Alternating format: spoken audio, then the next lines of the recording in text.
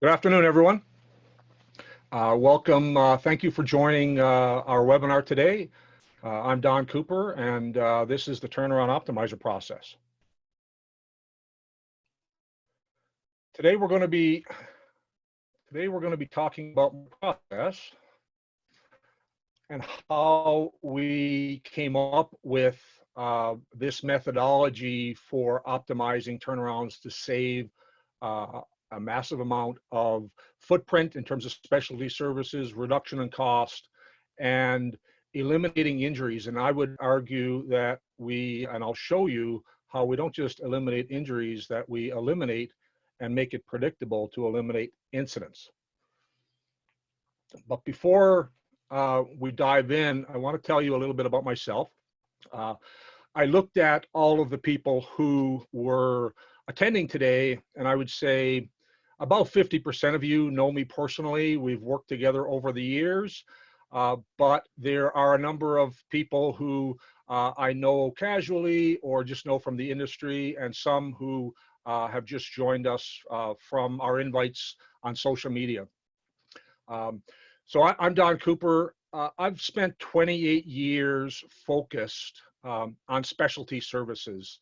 Literally, my entire career has been nothing but focused on industrial specialty services. I'm one of the longest serving in that space in Canada.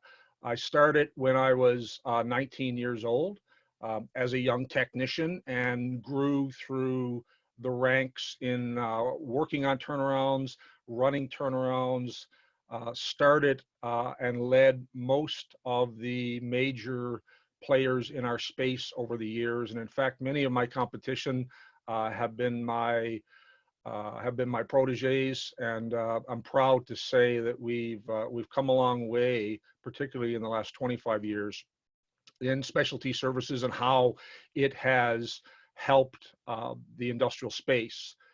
Over those 28 years, I've been involved in more than 100 turnarounds.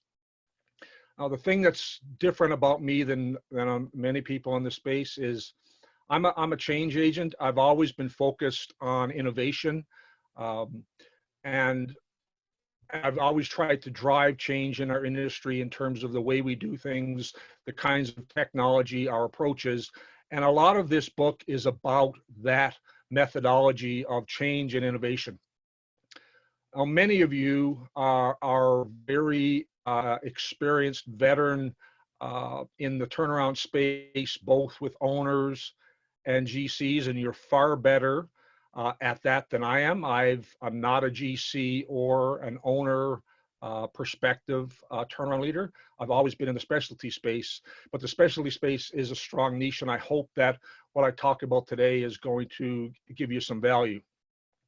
I've been involved in this space with a lot of traditional approaches, and I've worked really hard to push everything we do and everything that our best clients do towards innovation. Now, with that said, when I wrote this book, it was really about trends in the industry. Now we're in the 2020s, and we have started off with massive change, massive disruption, massive crisis on a scale that the world hasn't seen. And in particular, there are other factors that are magnifying that for the industrial space, particularly all of us who are in oil and gas. But there's something that I really feel that everyone should have is hope, and that this is an opportunity to force change, to embrace innovation. One of my business coaches is Peter Diamandis from the XPRIZE organization, who is always pushing new technologies around the world. And what Peter says is that the 2020s is the age of AI, and that by the end of this decade, you as a business will either be fully embracing artificial technology, artificial intelligence as part of your business and a major part of your business, or you and your business will be gone. And some of what we talk about today is going to talk about how we leverage and embed artificial intelligence into our process to create the results that we promise. Now, my promise today is that I'm going to give you at least 10 plus $250,000 ideas that you can apply to your business, whether or not you use us or not. We're going to show you how you combine these ideas and create massive value beyond a $250,000 idea. In fact, what I've seen when you take multiple types of the innovation in the optimizer process that will show you, you can get a 10x return on value in terms of the way that you apply it into your business. With the challenges of COVID, I've added some ideas to help you adapt, to embrace, and to capture value from change, because our industry, the industrial space, tends to lag behind significantly from many other sectors. And ultimately, the promises in my book and in our process are pretty straightforward. We promise to be able to show you how to reduce your footprint of specialty services by 50%. And we also are going to show you how this process will reduce your costs, your total costs, by 40% or more. And ultimately, I'm going to show you our system and the insight and confidence that you can gain from it that will not just target zero or shoot for zero, but actually reach zero incidents. Now, how can you get the best out of what we're going to talk about today? I think if you start off with an open mind and you really want to find some nuggets of gold, I'm going to show you some nuggets of gold. So be open to each idea. That's the first thing. You may not like everything that I have to say, and you may struggle with how this might feel complex, but it's integrated. But just look at each idea on its own merit, and think about how you can apply that to your particular situation. Use the Innovator Ideas Sheet. I believe my team sent you 2 documents earlier today. One is the Innovator Ideas Sheet, and it allows you to capture elegant ideas. So write down the $250,000 ideas that you hear today, and then think about what's your first action that you're going to take as a result of that idea. Maybe you're going to meet with your own team. Maybe you'll reach out to some of the free resources we'll give you at the end of this conversation. But just think about that first action, because one of the big elements of change that we all struggle with is that procrastination to take the first step, because we complicate things and we want to think through the 10 things we've got to do to implement it. But the best way to take action is just think about the first next step to begin. We've also sent you the Optimizer Scorecard. Now, the Optimizer Scorecard is not a good or bad thing, and it's not something that you need to be concerned about sharing with anyone. The real value in the Optimizer Scorecard is simply this. You look at each criteria as we've described it, and you rate yourself on where you are today. And then the most important piece of that, after you're just true and honest with yourself on where you are, whether you're a 1 or a 12 in any particular criteria, is then think about where do you want to be when you do your next project, or when you want to apply the next innovations. And that gives you a roadmap of where you can focus your time. That gap between a 5 and a 7 tells you that there's where I need to work, and it creates a strategy out of obstacles. It helps you identify where you are and where you want to go. So I really encourage you to use the Optimizer Scorecard in that way. Throughout the presentation, we're going to be asking some short polls on your culture, on where you are with risk, and we're going to go through, when we dive into the steps in the process, asking you some scorecard questions. It is anonymous. We won't be able to see who answered what, but we will share the group's perspective on each step in terms of where you are today to really gauge where we are as an industry. Along the way, write down questions as we're speaking. The end of our discussion, we are going to have a Q&A session. So write down those questions and or go into the Q&A section of the webinar and post those questions. I've got my team in the background managing the webinar with comments and being able to share links with you and be able to facilitate both telling me what questions I should answer live, and also they may type some answers in if they are simply some clarification questions. So why did I write this book? Well, it's really changed a lot in the last few months. A lot of things have changed. When I first wrote this book, you know, it really talks about our unique process, which a lot of my colleagues, a lot of my employees, even my family said, why would you write this down? This is your unique process on how you go to market, and it's different from what all your competition does. I chose to share it publicly, to publish it on Amazon, to publish it on Kindle, and to give it away. And you know, my competitors see it for sure. I get to see, for all the free downloads, I get to see all my competitors, all my former employees, and they are welcomed to dig in. As a matter of fact, I think of the near 100 people who have registered to attend today, I know of at least 7 who are my competition, and that's a good thing.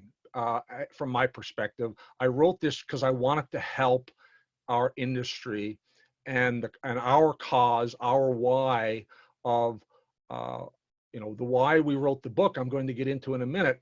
So the book is really a what. It is how we're applying a planning process, and at face value, anyone who is experienced in planning is going to look at this and go, yeah, they're nailing down scope and assets and people and reporting and prep, mobilization and execution. Yeah, we do that. And it's a roadmap, but it's really specific to a couple of different things. And those couple of different things start off with why, meaning what we stand for as a business, our culture and our beliefs and the value that we want to bring to the marketplace. It's really why we're different in our view and how we position ourselves. What I'm going to do is dig in a little deeper in this presentation into our why and our how, and then show you how it applies to the process or our what. The magic in the optimizer process is about creating value by combining our why, our particular belief system about how we want to create value, blending it with the right kinds of who's with data and how they deliver it, and delivering a unique method of delivering a turnaround with the promises that we, that we're committing to. I wrote this book, you know, the initial reason was I discovered this process over a long period of time. I've done 100 turnarounds, and I've seen pain and frustration, even though there's a lot of great effort put in, both from owners, from general contractors, from specialty contractors. And a lot of it has to do with clarity and alignment and having the right information. In 2012, and I wrote this in the book, we were faced with a fixed fee unit rate structure for doing specialty services when the owner and the general contractor couldn't even really provide insight into the level of detail on their schedule and scope. But we built the plan to execute an entire turnaround based entirely on unit rates, a price for a cold cut, a price for a heat treatment, a price for a hot tap, and it didn't matter how long it took. And that forced us to be extremely granular in our planning, and we executed that work extremely well, And for us, because it was unit rates, we benefited the most. It was an extremely profitable job doing it that way. But in doing that, I really discovered that there's a whole bunch of value creation if we change the way that we interact with our clients. So in 2013, I worked with a very close client who I've had a long relationship with, and there was a lot of trust. And the strategy on that job was, it was a massive oil sands turnaround. One of those every 3-year mega outages. And the strategy from a risk mitigation was to give half of the specialty services to us and half of it to one of our, I would say our biggest competitor, a company that I started before starting Innovator. And the client's strategy, which is pretty traditional, was looking at the schedule and having some level of gut check on what they wanted for people between days and nights. And that number was 60. They wanted us to provide 60 people. They wanted our competition to provide 60 people. But having approached and having gone through a year of really baking through the thinking process around Optimizer, I said no. And I said that I don't know if you need 60 people and you don't know if you need 60 people. And let's try to approach this differently. Now, in those days, how I apply the Optimizer process on that project was manual. It was PDF job packages. It was a lot of text and a lot of phone calls and a lot of chasing planners for bits and pieces of the plan, because generally speaking, us specialty contractors as a third tier contractor often kind of get spoon-fed bits and pieces of the plan. Often the best way for us to be successful, unfortunately, is to get bootleg copies of project plans because they're not quite released yet, because we have, many clients have very specific ways of releasing packages. And as a third tier contractor, often the challenge is that we're getting the detail that we need to sweat out the scope, the schedule, the particular assets and the skills. Sometimes days or only weeks before execution has to start, and it results in a real struggle to plan. But why the book came out now versus then is we've spent the last 8 years, we started in 2012, but we spent the last 8 years and several $1 million digitizing our entire business, installing very deep learning analytics and actually embedding artificial intelligence into our approach. And that's really the heart of the Optimizer process, is this tool that we have built that is customized to execute and plan and strategize and find efficiencies in everything from people to assets to scope to schedule to safety to productivity to reporting in a way that no one else has. And that's why we wrote the book now, because we were ready to actually deliver something that we could show from an artificial intelligence and a digitization standpoint was completely different and likely unavailable to almost everybody. Now, when I first started the book, it was really based on trends that I've seen in specialty services over the last 25 years. I ran my first turnaround in 1994, and I actually ran 3 that year. For people in Canada, particularly in Western Canada, the 3 turnarounds that I ran that year consecutively relative to specialty services was the Petro-Canada Edmonton turnaround, which is now Suncor. Then I moved immediately to Shell Scotford, and then immediately after that, I went to Esso Imperial Oil Strathcona. And in those days, all specialty services was very niche. We would do a few, on the bolting side of things, I started off as a bolting specialist and then grew into many other services.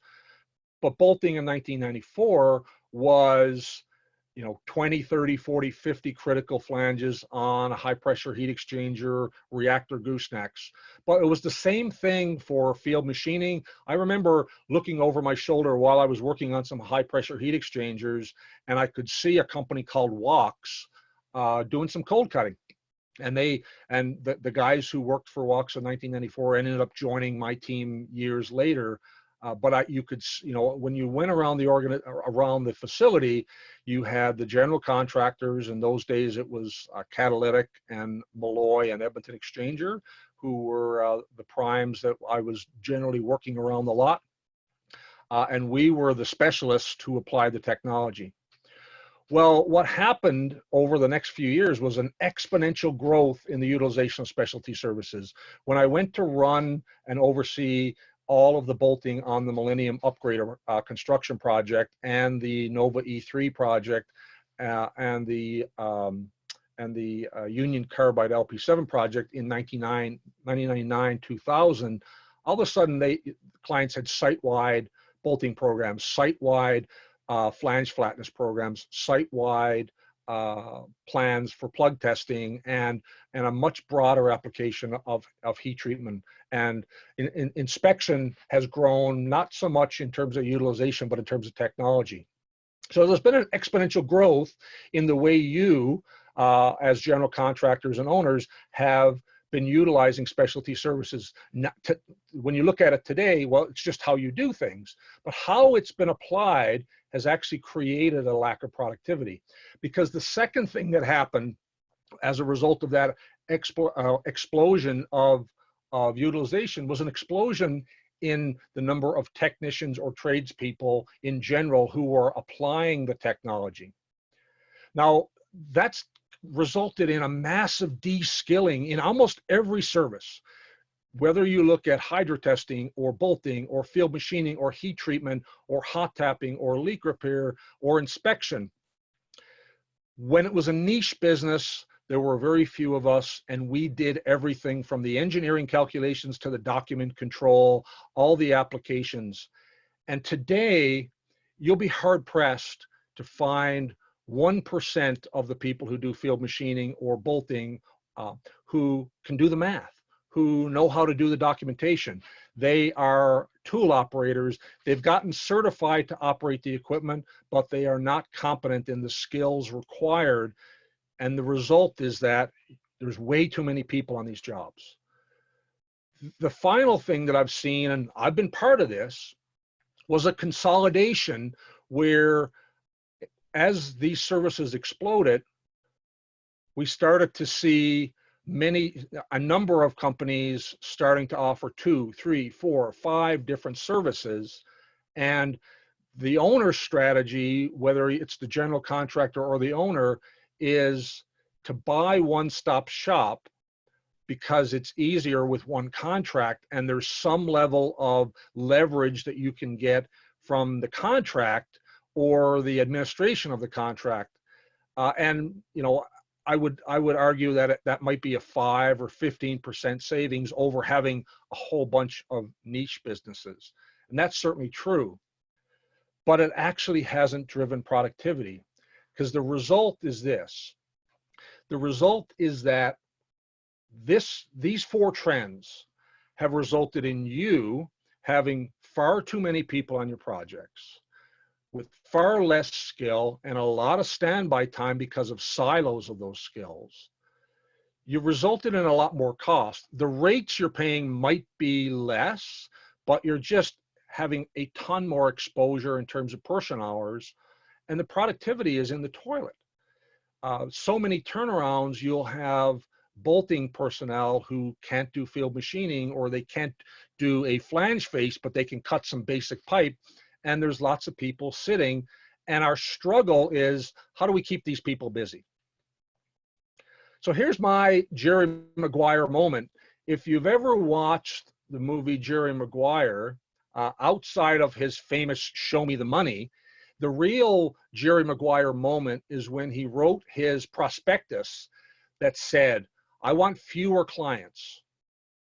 So for us, I want fewer clients, I want less money, I want better service. My Jerry Maguire moment for me is I want to do turnarounds for fewer clients who match our culture, who are a strong fit relationship-wise. We want to save them a ton of money. Believe it or not, I don't want to put 50 people on your project to do the work. I want as few people as possible to be optimized to save you a lot of time and drive productivity. And and there is a bit of a selfish piece to this, because one of the things in the specialty space that people don't get is that our business is not driven by person hours like a general contractor. We don't make money. We don't make profit providing you people, because what happens on your turnaround when you're finished with my bolting and field machining personnel? They come back to my shop. I don't get to, for a high level skill person, I don't get to send them back to some hiring hall. I have to keep them going. And we generally have a 20 or 30% indirect cost relative to non-billable time. So there is a selfish piece, but me as a business person, I just see that there's a massive way for us to create some transformational value. But the reason that I want to do this is I want partners. My business, I don't want customers. I want 10-year partners. We want to make this work and prove it, deliver results, and have a ton of accountability so that we work together for the next 10 years and we're not in the rat race of every 6 months deciding if we're working together or not. So it's about creating value for both my clients and for us in a way that we want to operate according to a value proposition and a set of values that matter to us. The other reason that I wrote this book and this process is productivity and value creation. Right now, in the construction space, overall globally, construction spending is increasing about 13% per year, but productivity globally in construction is only growing 1% per year. So it means that as we continue to spend more money and do more projects, we're actually getting less and less efficient. Now in Canada, in Western Canada, it's layered on with some other complexities because we have an aging workforce. We have a brain drain going on where so much of our talent is leaving and we don't have the people to replace them. I'm actually an anomaly. For my generation, when I entered the space, was when we had a huge dip from baby boomers who were very trades and industrial focused to Generation X, who didn't, because we were all pushed to go and get arts and psychology degrees at university. And as an industry, we have this huge hole of people who didn't enter our space. And if you look at what the Construction Owners Association of Alberta says, that we've had a 20-year run of declining productivity in our industry, with some slight changes in the last few years because we've been forced to, because of a variety of chaos that I'll speak about in a minute. But there are a bunch of levers that can be used to drive productivity: reshaping regulation and rewiring contracts, different kinds of contracts, rethinking the design, improving procurement and supply chain, improving on-site execution, infusing innovation and technology, and reskilling workers. And our process touches on all of those things in one way or another. We promise 50% less people and up to 40% less costs. And I get comments from people from time to time, because we're very public about this, that this isn't achievable and that's ridiculous and whatnot. But here's the thing. What I'm showing you on my screen right now is not data that I produce. This is from McKinsey & Company, one of the world's largest consulting companies, who has looked at in depth at productivity in the industrial space. And they are saying that there is a 50 to 60% boost in productivity and value creation by applying these 7 levers. So the fact that we can and have captured 50% and with 40% savings is within that realm. but it's not about the what, it's a lot about the how. The final piece I'm showing you on my screen is just all of the factors that impact productivity, right from supply chain and long lead time to engineering and when we enter a project, field efficiency, work face challenges, late permitting, poor controls. And our process tries to add intelligence and an integrated system that helps, at least for our application of specialty services, be able to mitigate and change some of that downward spiral. The other part of the optimizer process is achieving zero injuries. Now, our industry talks about our target to get to zero, or our aim is zero.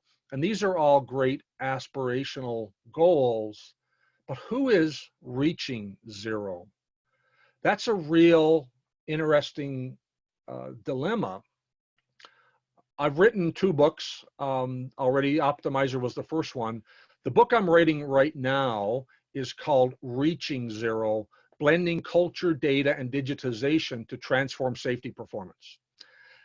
Why am I writing that book? It's baked into the optimizer process, but I want to show people how they can accomplish it as well. I want to just tell you about a date, May 12th, 2012, 8 years ago. I was on a project and I had a cluster of 3 incidents. One involved a medical aid. And we had a really great safety program, I thought. And all 3 of these incidents that I had on this project weren't from my craft. They were from my supervision. And they were being complacent because the program apparently didn't apply to them.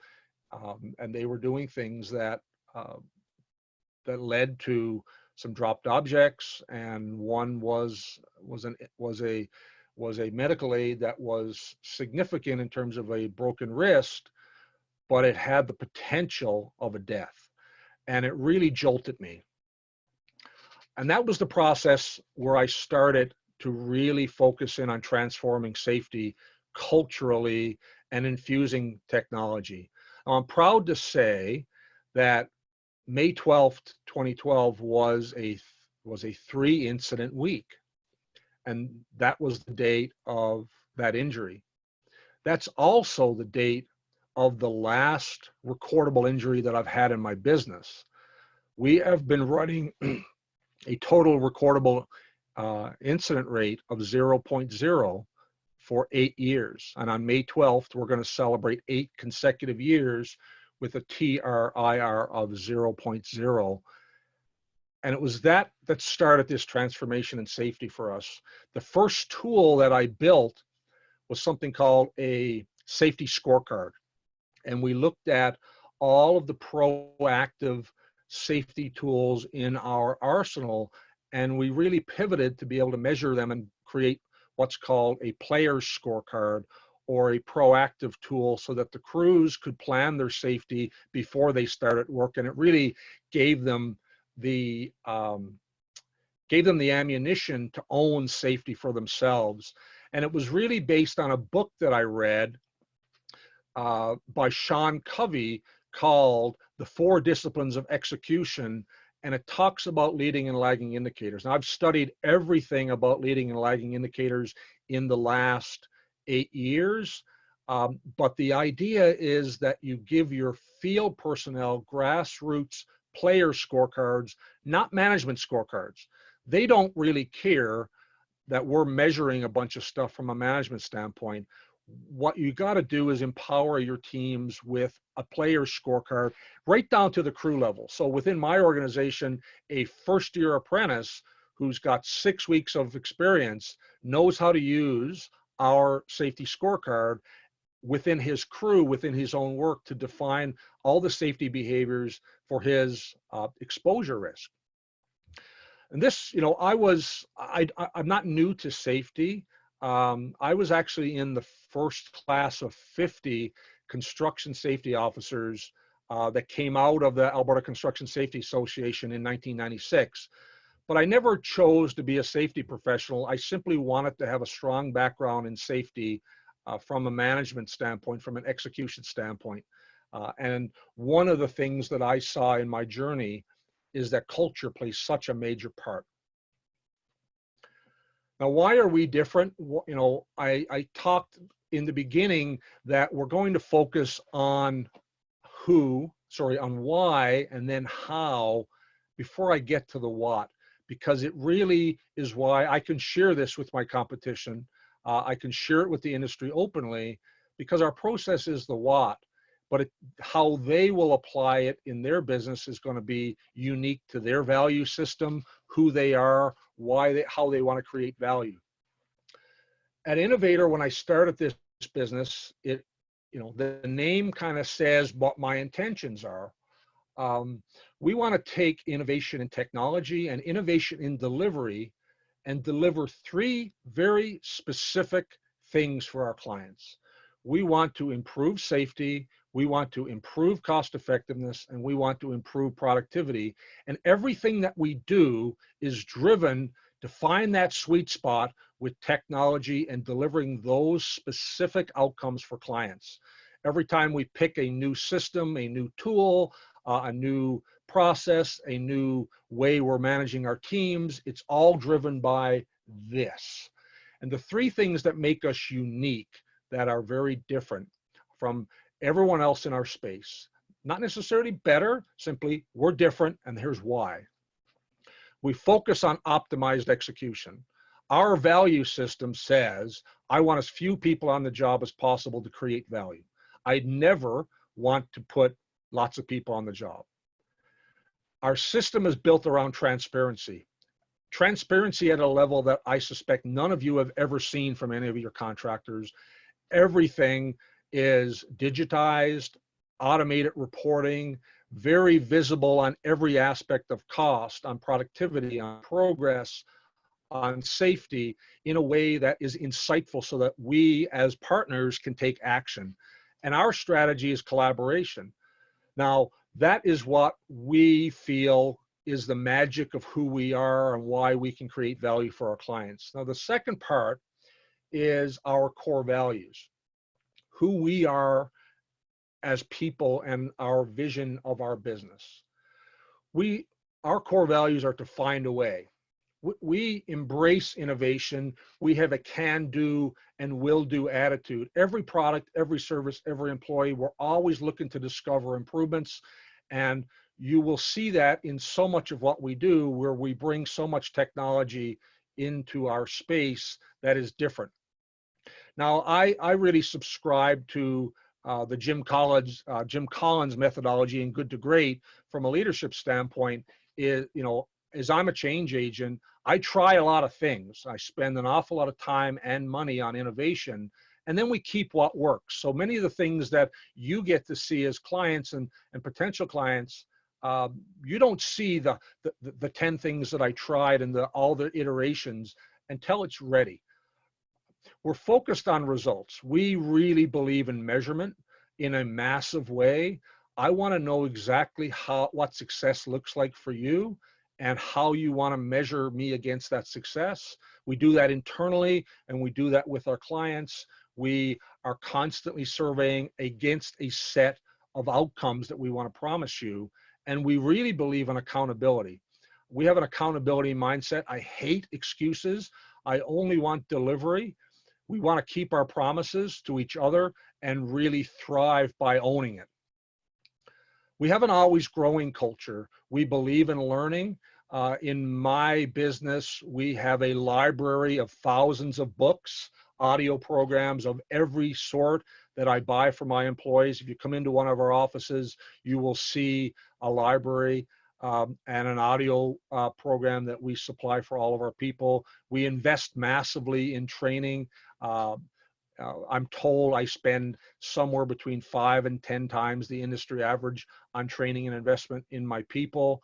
And I believe in it. And the reason I believe in it is because the foundation of our business is family first. We take care of each other. We look after our own, both professionally and personally. when COVID-19, and it's really, these core values drive how we work with our customers, how we work with our employees, how we recruit.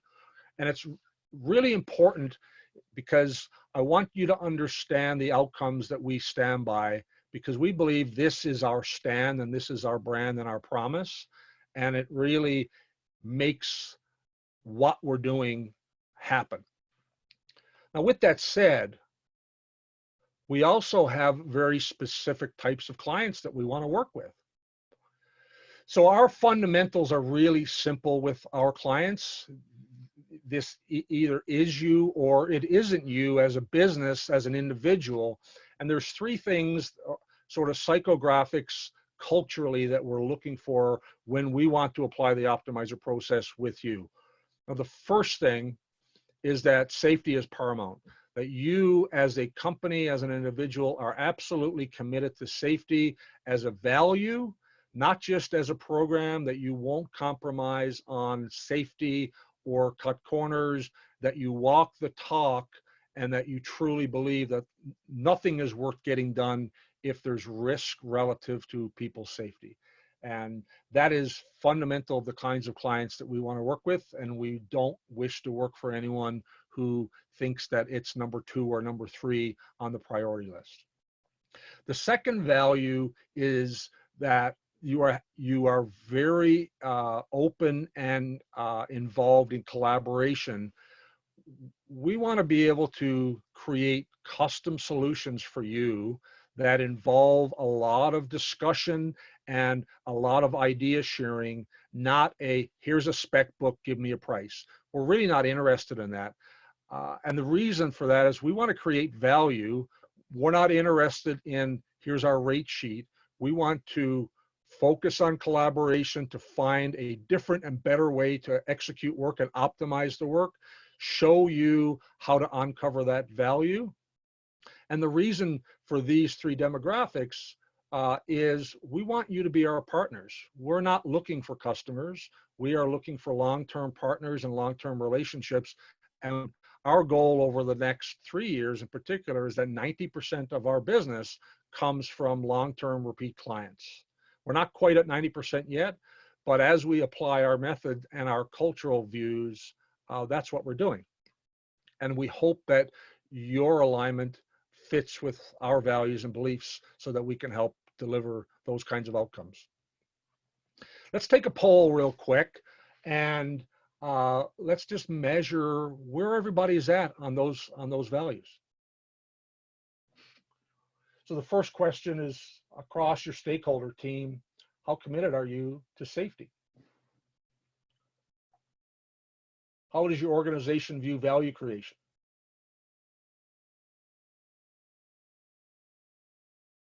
How collaborative are you? So we'll take a quick 30 seconds.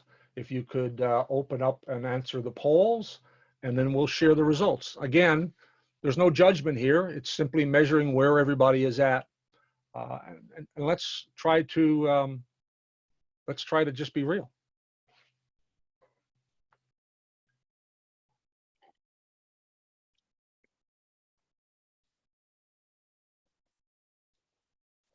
We'll give it 10 more seconds.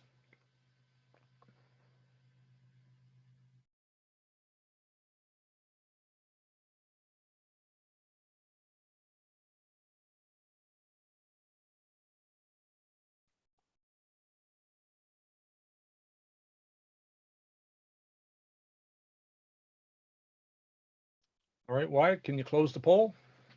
Let's see where we are.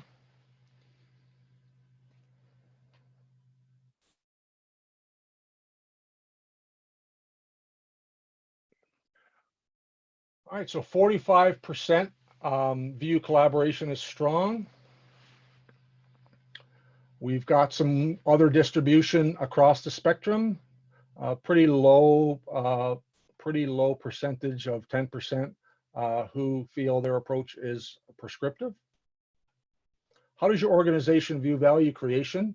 And we're generally in the 55%. We try our best to look at innovation in proposals. We receive and understand best solution value cost mix, 7 to 9. So that's kind of where I expected a lot of people to be. And in terms of people's commitment towards safety, pretty honest answers. We've got some 40% who are in the elite status of a really strong, exceptional culture, and a variety of people who are moving swiftly beyond rules and can see strength. So that's great. Very few people are on the bottom, and I think that's where we would hope to be. Let's move forward. See if I can take back my screen. All right. So what's changed since I wrote this book? Well, you know, I don't think anyone will be surprised that we're in a perfect storm. In Canada and globally, certainly we're all in this crazy COVID-19 cycle. But before that, particularly in Canada, we've got a massive issue for a number of years that's impacting our industry relative to pipeline capacity and our ability to actually move our resources to the markets that need them. And then the next element that is adding even more complexity for our industry is the price of oil. The price of oil crash started before COVID was really impacting the Western Hemisphere. It was driven by Russia and Saudi Arabia, but it was actually driven by a decrease in demand coming out of Asia because COVID happened there first. Now it's here and we've got this global decrease in demand. So yesterday, West Texas Intermediate was selling at $12.93. And for my audience who's here, we were selling at negative dollars yesterday for Western Canada Select. And when you look at all of those things, our industry is not just in a COVID crisis. This is crisis and chaos. It's a perfect storm. I've seen, and many of you have seen, other downturns in our industry and other recessions in general. This is different.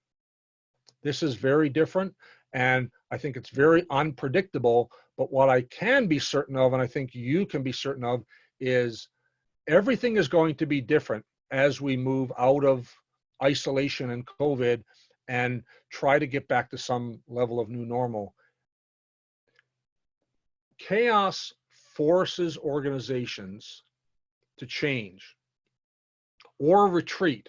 You have a choice, and it's really wired into our brains that when you are faced with chaos and crisis, our amygdala, our reptile brain goes into fight or flight mode. And the people who win in chaos are the ones who change, and the ones who don't change often disappear. But there's hope. There's a lot of hope that's created out of chaos. This is a list of companies that have been created in recessions and chaos. Disney and CNN and Federal Express and Microsoft and Apple. Some of these companies are the biggest in the world, and they came out of chaos, crisis, and recession. And the reason for that is that chaos creates opportunity. There are hundreds of opportunities that chaos changes. Chaos changes the rules. All of a sudden, everything has to change the rules of how you work.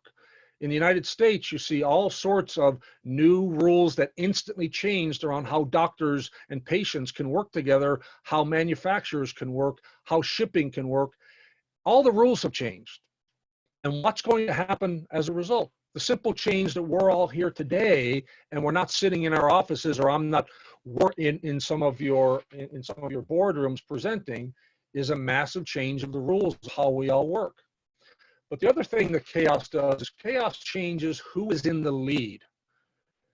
You may be a number 2 or number 3 person or player in your space, and by embracing change and adapting in chaos, it can rechart where you land as an organization and as an individual.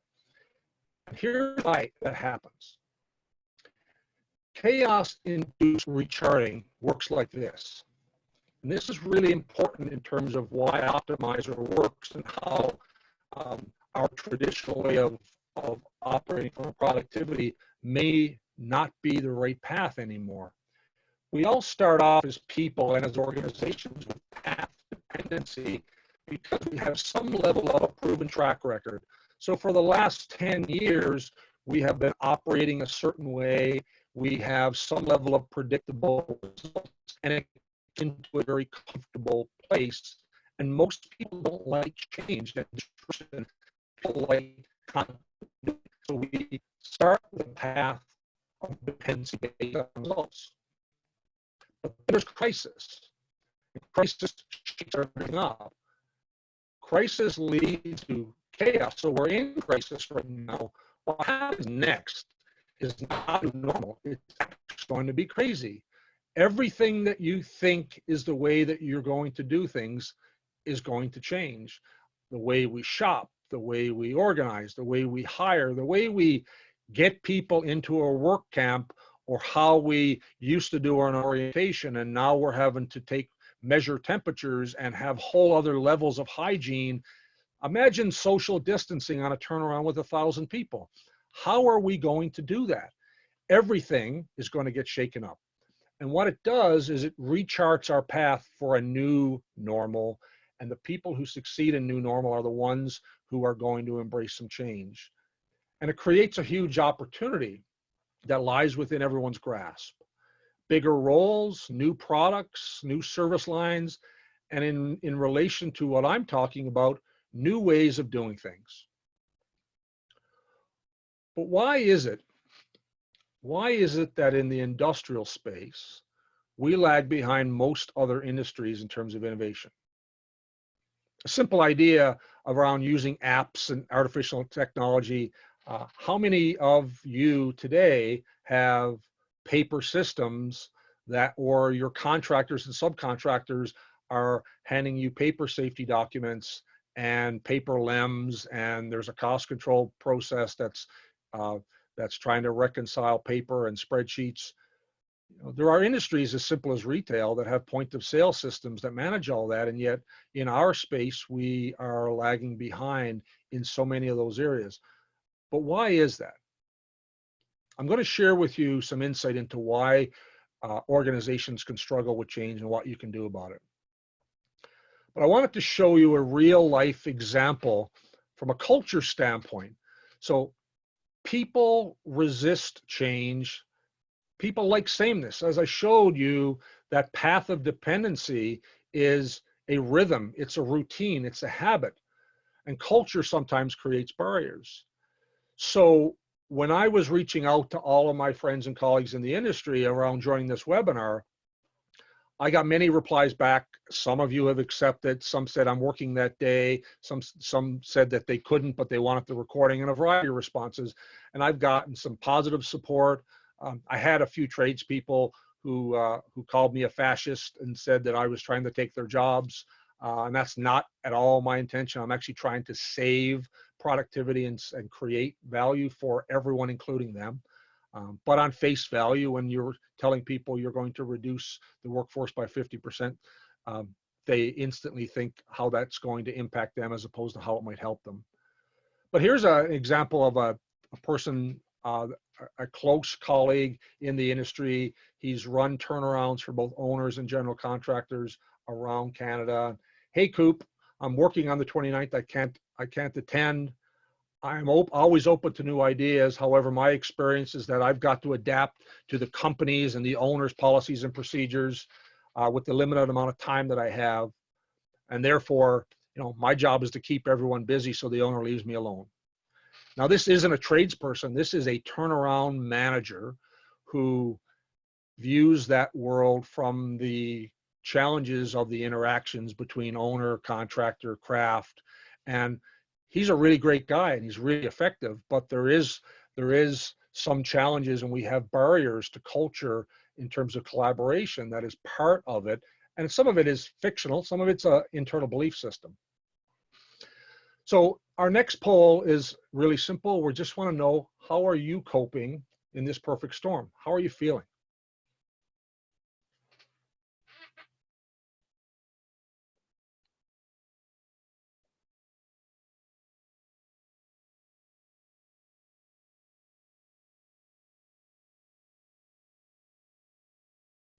So we have three perspectives on being able to ride this out.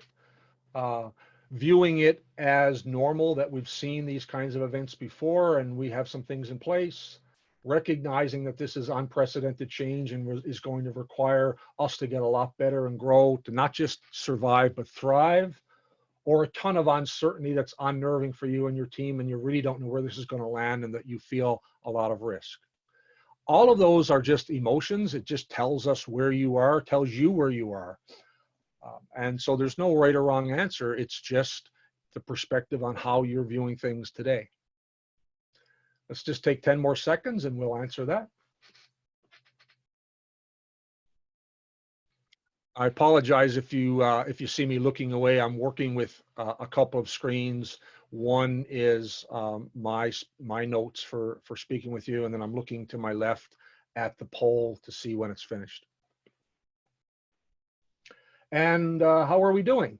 So we've got one person who feels they're going to be able to ride it out. We've got about 20% who view this as a major event in the industry, but we've seen downturns before. About half see this as unprecedented. That really requires some significant ways to get better and grow. And we've got 28%, who are pretty nervous and scared that this is a lot of uncertainty. All of those are normal. What I would call these answers from a propensity and readiness for change is one is overconfident, one is even keel. The 48% is what I call growth mode, where you see where you are and you see you need to be proactive to do some significant things differently. And the big uncertainty one is called trouble mode. And so what I'll tell you is that the only people who change and adapt and will embrace moving forward are people who are in growth mode or people who are in trouble mode. If you are in overconfident or even keel mode, things are going to likely stay the same for you, and I hope you're successful. The people who will actually be proactive, either from a mid to long-term standpoint or an immediate standpoint, will be people who are in growth and trouble mode relative to change and chaos. Now let's move on, and I'm going to show you a tool that we use that you can use that is different from anything you've ever seen relative to understanding change and how do you structure your thinking, your teams, the way that you plan in a different way.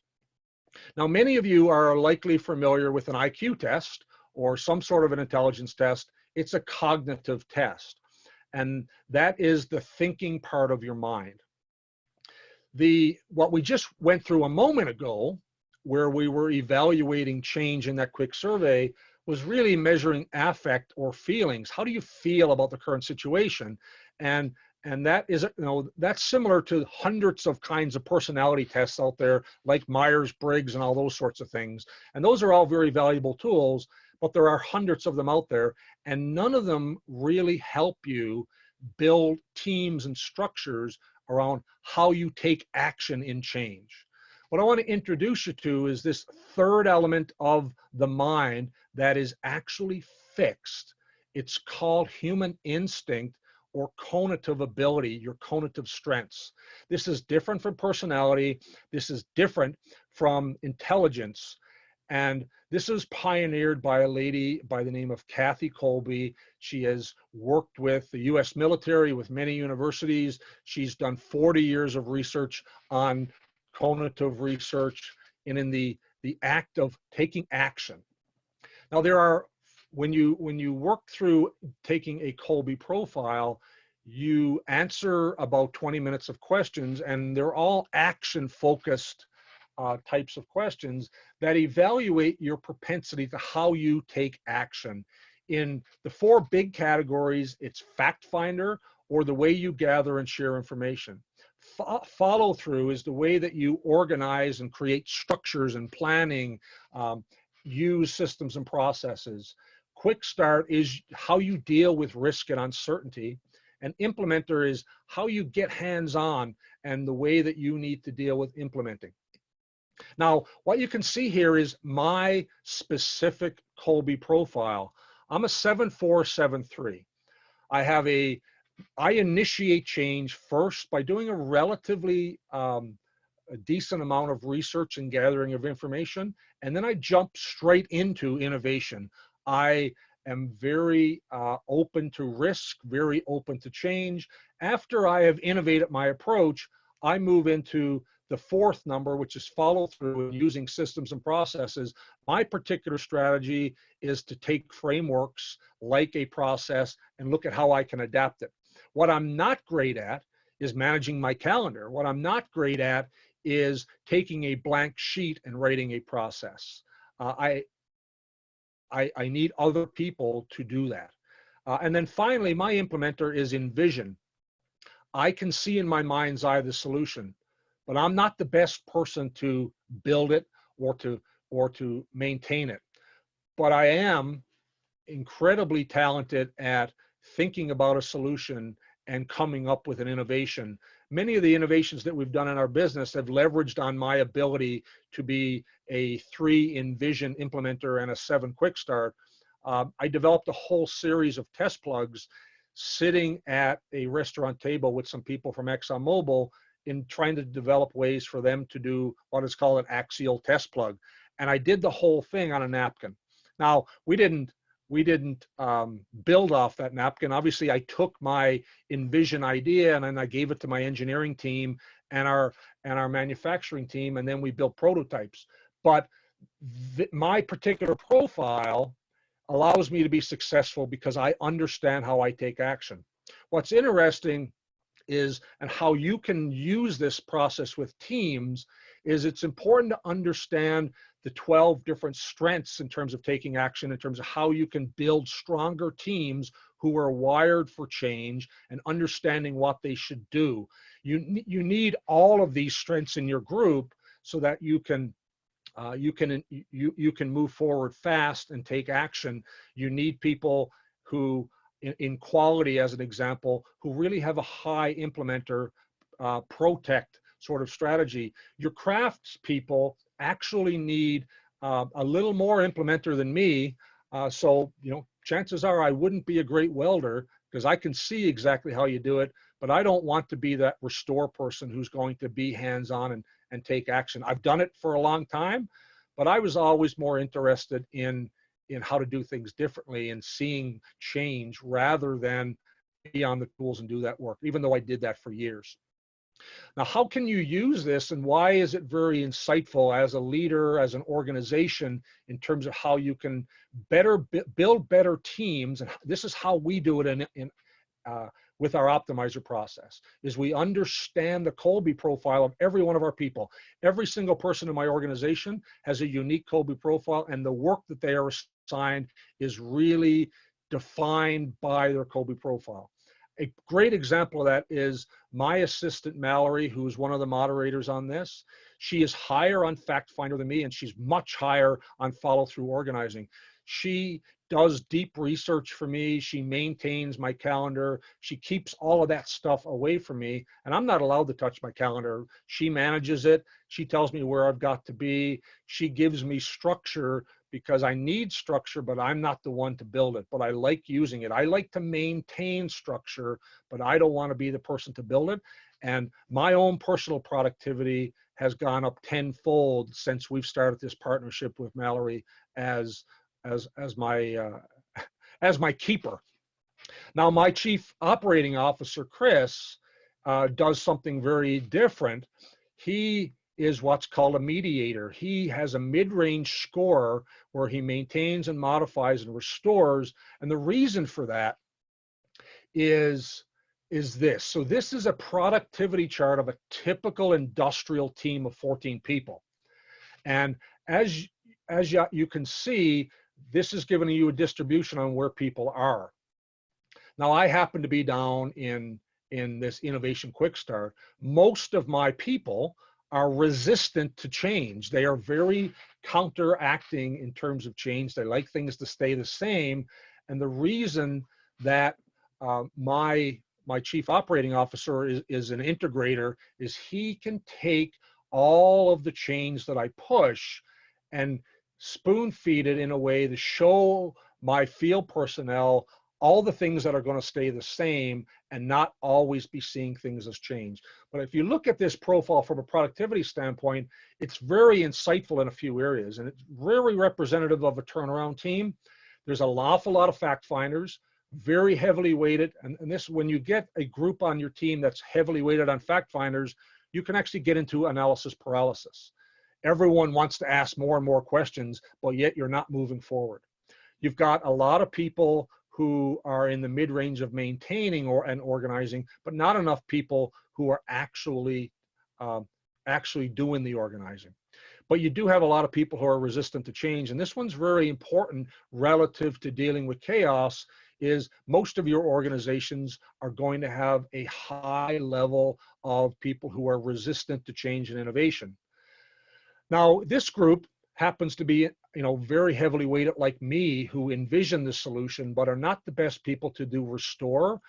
And they have no one who is a fine detail person. If you've got some very specific, high quality work, or even you need to institute change in your quality processes, you could have risks because you don't have anyone who is really high an implementer who really focuses on the quality of the physical work. But you can change this. You can mix this up in a way that you as a leader can start to find a synergy around the ideal team mix, look for not having too many people in one bucket, change the way teams are structured, look for people when you have missing skills, and start to create more balanced productivity teams. So it gives you some instant insight in terms of, it's not about hiring or firing, it's about shaking things up in terms of team dynamics to have the right mix from a productivity standpoint on how you're going to take action. For me, when I discovered the Kolbe process a couple of years ago, it really changed my life in terms of the way that I take action, the way that I understand where I'm in my sweet spot for really being highly productive. And then I started to add people around me who complemented that so that we could just get way more done way faster. So it creates this speed of change that is really, really valuable. So this is a high level. We have a webinar on how to leverage team instincts to drive innovation and productivity coming up, which does a real deep dive on this in May. But I wanted to show you this because it's a major part of why you may struggle with change. And the part that I want you to think about, which hopefully will resonate, is imagine you were given a type of work and doing it just felt like you were working against your grain. For me, if I've got to work with a blank piece of paper to start a process or a procedure or even a presentation, I feel like I'm kind of pushing water uphill because I really need my team to give me that framework, and then I can add a lot of innovation and value. But if I start down here, it really struggles. So you can think about all 12 of these as strengths, and you need to understand yourself in a way, and then once you do that, you understand your teams. So the cookie cutter approach to teams just doesn't work, and Kolbe accurately predicts success. This is used by the US Air Force. It's used by many, many organizations around the world to optimize teams for instinct. You can't learn this. What Kathy Kolbe has learned is that you're wired this way. It is in the primordial part of your brain, and you're simply born this way. And it's a great strength if you use it, and it holds teams back if you struggle with working or your team is working against your grain. Now, if you want to look at Kolbe for teams as part of your change process, then you can go to this link, info@innovator.ind /want-to-talk, and just type in the comment section Kolbe, and we can do a one-on-one deep dive on how this might help you personally, or how you can implement this for your team. I'm going to give you a a bit of a freebie at the end of the webinar if you stick around and want to learn a little bit more about Kolbe.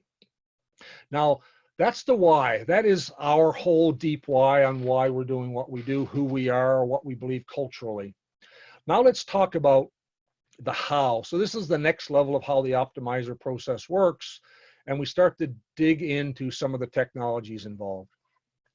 So I'm going to share with you 8 innovation technologies that are part of our process, part of the options for instituting change during chaos that can drive value. We have many, many more. I wanted to highlight a few that can be impactful in this particular time of chaos and change, and how it can be leveraged within Optimizer to think differently about getting more work done more efficiently. So the first tool that I want to share with you is called Innovator Live. This has been this 8-year journey of building this massive digital AI system that is really at the heart of our optimizer process. No one else has it, and you really, it really creates fast ability to optimize in a way that really supports our process. It's a planning tool, it's an execution tool, it's a safety tool, it's a productivity tool, and it's a reporting tool, all digital with various levels of artificial intelligence baked in. Now, one of the challenges that we have in our industry is our systems don't talk to each other. So our general contractor may use SAP, and the owner may use another platform like JD Edwards or SAP or Sage, or maybe they use Microsoft Dynamics. Those tools don't talk to each other. Then you lay on some safety system that may be paper or may be digital. You have a timesheet system that lives somewhere else. You have a costing system that lives somewhere else. And then you're using Primavera for planning. And all of these disparaging systems cannot provide you insight. They're good at their individual silos, but they don't allow you to understand the relationship between these different tools. So what we're doing with Innovator Live is we have one platform with multiple objects that all feeds into analytics and data, so that we are able to take our client tasks. You can do an export or a link from your Primavera and give us all of your tasks and schedules. We pull it into our system. Generally speaking, we break that down into subtasks, and we're matching equipment and material and schedule. We are using artificial intelligence to match up our people's competency skills, not their qualifications, but much more granular at every single procedure. Our way of matching people has nothing to do with whether they're a pipe fitter or whether they're a welder. We want to know if they are a pipe fitter who is qualified in ultrasonic stress verification and hydraulic tensioning and plug testing at 2,500 PSI tests, because it's those granular competencies that is going to help us optimize, not a qualification. It's probably no surprise to many of you, but we have a 15 or so year industry trend where we're worried about certifications and documentation to say that they're qualified as a tradesperson in some way, and that qualification tells us nothing about their ability to actually execute the work that we have to put in front of them in this particular turnaround. They may be a welder, but are they any good at Inconel? Who knows? Let's spend a bunch of money testing everybody, and we're going to have some X percentage of repair rate. But what about if you had a system that measured competency, not just qualifications? And that's one of the tools that we built into Innovator Live that helps us optimize, is taking those skills and then driving it down into an optimizing process. It's a safety tool. Our safety system that I spoke about earlier takes 9 different safety tools, from behavior-based observations and FLRAs and job inspections and focus audits. All of those tools are digitized. Now our people still use a paper form, but the paper form is tied to an artificial intelligence app that we can take a picture of the form. It gets sent to the cloud. It instantly converts their safety tools into data and pushes it into our system. So we can see live what's happening in terms of at-risk behaviors and participation. And, and there's a whole bunch of deep capabilities when you have your timesheet system tied to your safety system. As an example, if you are a general contractor and have 1,000 people on site and you want to know who is and who isn't participating in behavior-based observations, most people won't know for a couple of weeks that they had 250 observations over the last 2 weeks on average when they wanted 500 or 1,000. But you also will never know without a whole bunch of administrative time who needs coached, who needs to have a conversation to step up their game. Our system provides that instantly. Our timesheets are in the same system. It talks to our safety system, and I can produce reports that say we've got a 92% participation rate in observations, and the 8% that aren't participating are these people. Automatically create an action for the supervisor to go have a conversation to uncover why those 10 or 15 people aren't participating. It can track a trend to see who is regularly doing that, but it dives deeper than that because I can look at all of the different at-risk behaviors and start to trend what's happening on your job site and we use artificial intelligence to look at those trends and pivot our toolbox talks through automation. We pivot our focus audits, our supervisory inspections, even our management tours, all tied back to that continuous feedback of data that is being fed by our workers in real time. Our costing system is in this same place, so we're able to show you costs in real time, productivity in real time. Our progressing tool is in the same system. So as our people are assigned work, they're progressing individual subtasks, and we're able to give you real-time reporting.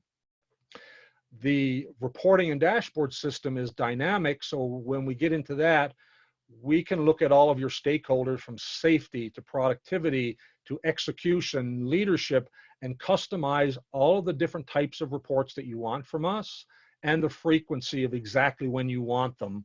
So if you have a 5 a.m. and a 5 p.m. site-wide turnaround leadership meeting and you're trying to collate progress and safety and cost, our system is simply set up that we know who those reports have to go to. We set them to be delivered to you an hour or a half an hour before those meeting events, and our system automatically delivers all of those tools. So it's an integrated data management system, but it's also our operations, our planning, and our productivity system. So this is the heart and the big innovation. There's different parts of this that you can leverage as a client, both with working with us or independently standalone. We are coming live with our safety system as a standalone platform later this summer. And the first part of that tool is called, and the next innovation that I want to share with you is called Impact Productivity. Now, Impact Productivity is a productivity observation, much like a behavior-based observation, but it's specifically measuring the 35 workface blockages and wastes that our craft face every day in the field, whether that is interaction with other craft, planning, materials, work permits, scaffolds. The 35 different types of workface productivity wastes that we're measuring are defined not by me, but by the Construction Owners Association in terms of how they recognize workface issues. We're using artificial intelligence and the same OCR system to instantly capture this data from all of our people, and we can do it for your people so that you can start to use that macro data to spot real trends in what's really slowing down productivity in the field. So there's no more guessing on whether it's work permits or cranes or scaffold. You can apply this to your entire site and look at 1,000 people giving you a productivity observation. And what they tell you is, here's what slowed me down today. Here's how many person hours it cost us. Here's the total crew time in terms of this was a 10 or 12 person hour delay waiting for that work permit. Uh, and you'll start to be able to see mega trends really early in your project, literally live daily. So it can be days or weeks ahead of when you start to see it on your PF factor and how it's impacting cost and schedule as a trend, because you can start to trend the leading indicators of workplace productivity. So we're offering this as a pilot this summer to clients, to 50 people. For 90 days for free, so you can see how this might impact your business. Has nothing to do with whether you hire us to execute work.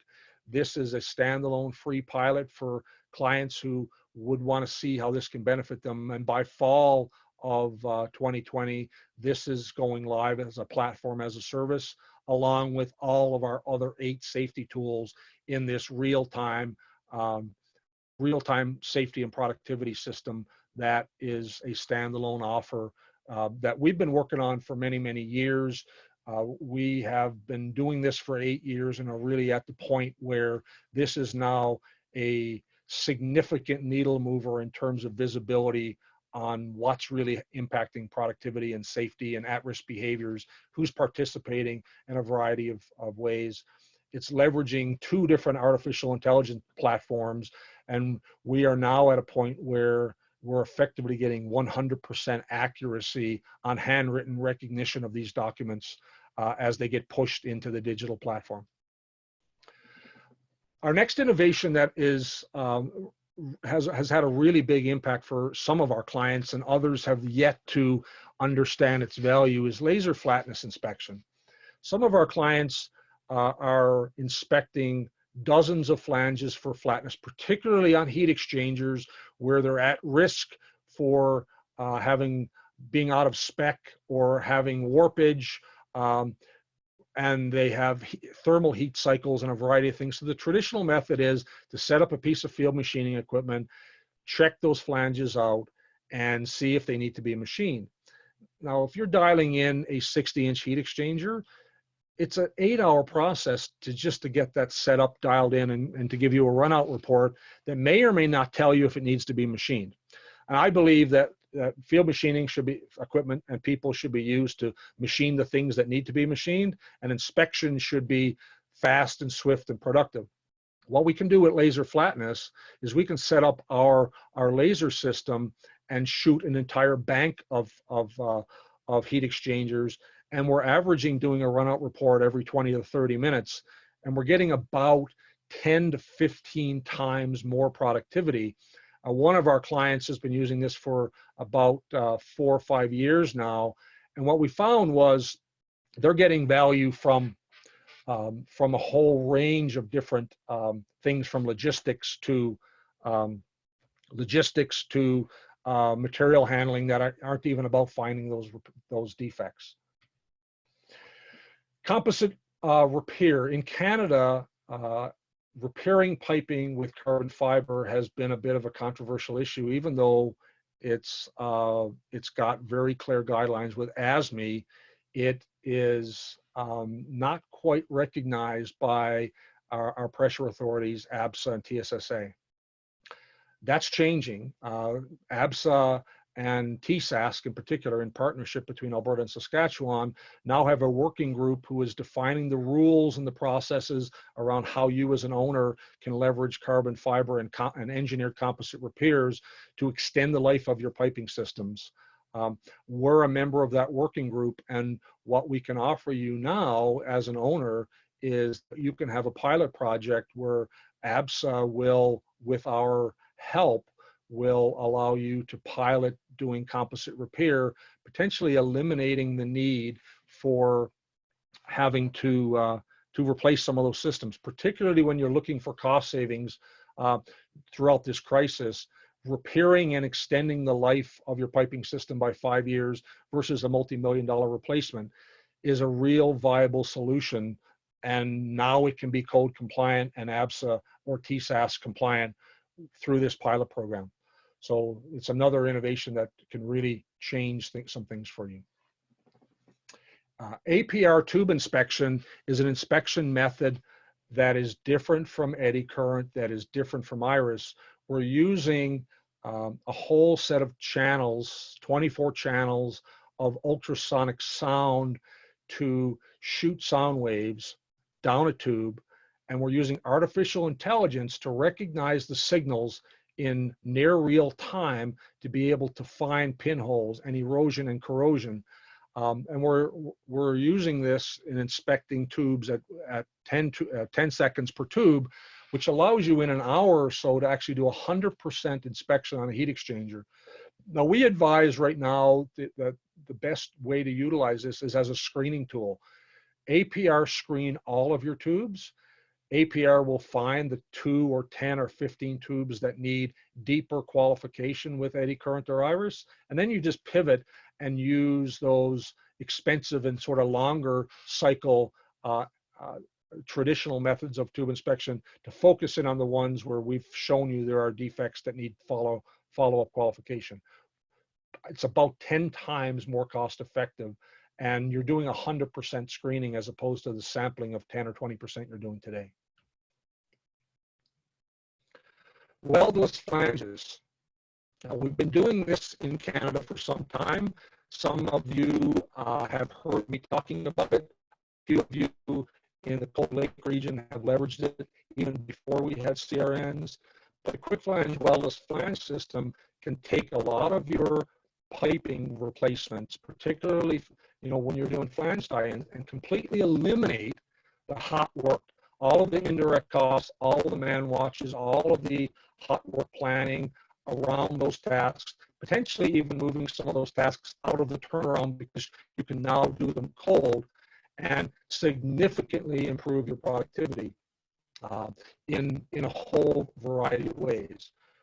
It now has CRNs with every jurisdiction in Canada. We can do quite large flanges from 1 inch all the way up to 16-inch and eliminate the need for hot work. And don't worry if you're a contractor. We train and help our contractor clients do this themselves if they wish, and we can work with you to integrate this into a turnkey cold work tie-in. Do the cold cutting, do the quick flange installations, perform the hydro test, do the bolt up, small crew, instant cold work. So there's a whole bunch of potential value in the way that you can look at how you're doing tie-in work, leveraging cold work technology, specifically the quick flange system. Add-on gate valve is an isolation tool that was developed by our partners IK in Norway. And it's a way, if you look at anywhere in your plant where you saw a set of brake flanges near a heat exchanger, and you just said to yourself, darn it, I wish there was a valve right there and I could isolate that. Well, add-on gate valve is that new valve. It combines leak repair and flange spreading and valve insertion into one tool, where if you have a brake flange anywhere, we can install the add-on gate valve, and it's pressure containing. We can install this, open the flange up, maintaining full system pressure and temperature, and install effectively a gate valve in place and provide you that isolation and not have to do that work during a turnaround. Forge bonding is another new technology, and forge bonding is effectively friction forged welding. It allows us to do cold work attachments of fixtures.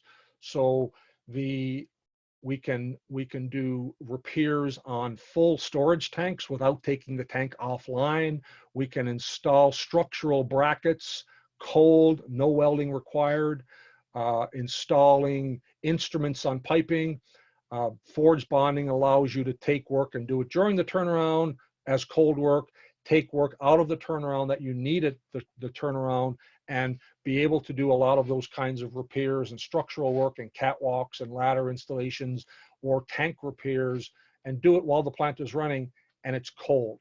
Significant savings in terms of the way that you would execute those activities.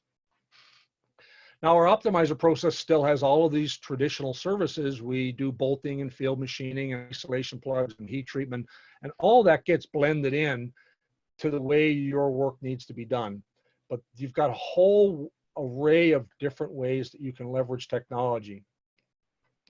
Now let's get into the what, the optimizer process itself. And this is why it's okay for us to publish this and openly share it, because the way that other people will apply the optimizer process is going to be unique to them, their culture, their types of technology. And this, the optimizer process is a way for us to take our technology and create value. And it really starts like this. You're actually in step one of the optimizer process, which is a 90-minute meeting to understand exactly what this whole thing is about. The book talks about it. I've got a video on how we walk through this and why. And then we also do this presentation with you and with your teams to really walk them through and answer questions. And after you have this, after we look at this process and the types of innovations that we can blend into it, you make a decision. Do I want to move forward and go to the next step in the process? And it's free, there's no risk involved. But the next conversation is what we call the risk meeting. And it's a workshop. What we are looking to do is take all of your stakeholders in your team, from leadership, execution, safety, quality, contracts, engineering. Now, depending on the size of your turnaround team, that may be 6, 8, 12, 15 key stakeholders who all own different aspects, from specifications through delivery to overall project management. And we want to sit down and we want to talk about project success and risk. I'm just going to quickly walk you through this conversation, and it's really insightful what happens in a risk conversation. So in a risk meeting, we are saying something really simple. We follow the Stephen Covey methodology of begin with the end in mind. And I simply ask you as individuals, if we meet 3 weeks or 3 months after this turnaround has been completed, what has to have happened for you to be happy with your progress? And that's very much you as an individual. You'll have your own unique perspective on what success looks like. And then we want to do a deeper dive, and we want to really uncover, what is the risk in the project? What are the true, what has to come true to eliminate risks, and what risks need to be mitigated for your vision of success to happen? And we ask you to create your top 3 points on that. And it helps you get clarity. We do the same thing for what has to improve from the last time you've done this work, things that need to get better, and we focus in on those. We look at the capabilities and strengths in your organization, and we get you to focus on those. And then based on having that risk improvement and strengths capabilities insight, most people start to get clarity on things that they haven't actually uncovered before. They're so focused on being in the weeds that they haven't uncovered what really needs to get better from a continuous improvement standpoint. What are the real strong strengths in your organization, and what are the real risks? Every turnaround has its own risks around schedule or safety or reporting or performance that is going to be unique, not just to your project, but to your individual stakeholders. Someone in safety sees things differently than someone in quality and someone in execution. And then in the end, we want you to describe your ideal outcome. And then we work together to come up with measurables on what success looks like for you. If you have 10 people in your organization, we've just helped you as a team get very aligned with what are all the risks, improvements, and strengths as your team that may or may not involve us. And then we define success. And we like to start here and make a decision at the end of this workshop on whether you want us to get involved in the process. Now let's take a poll and look at risk alignment from your team's perspective. Wyatt, do you want to bring that up? So this is similar to the Turnaround Optimizer scorecard, and it really looks at how well you and your team are aligned and your specialty contractors on the project if you're looking at success 3 months out relative to risk improvements, capturing strengths, and defining key measurable outcomes. Again, this is the point of where are you at today? What I would suggest you do if you don't have the optimizer scorecard, is also write down on a piece of paper for yourself where you want to be.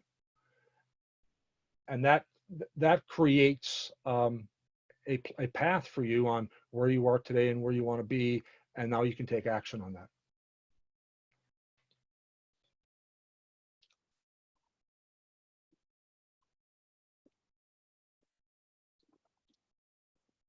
Feel free to have a sip of water. I've been talking your ear off for an hour and a half here. All right, if we could take 5 more seconds to capture our answers.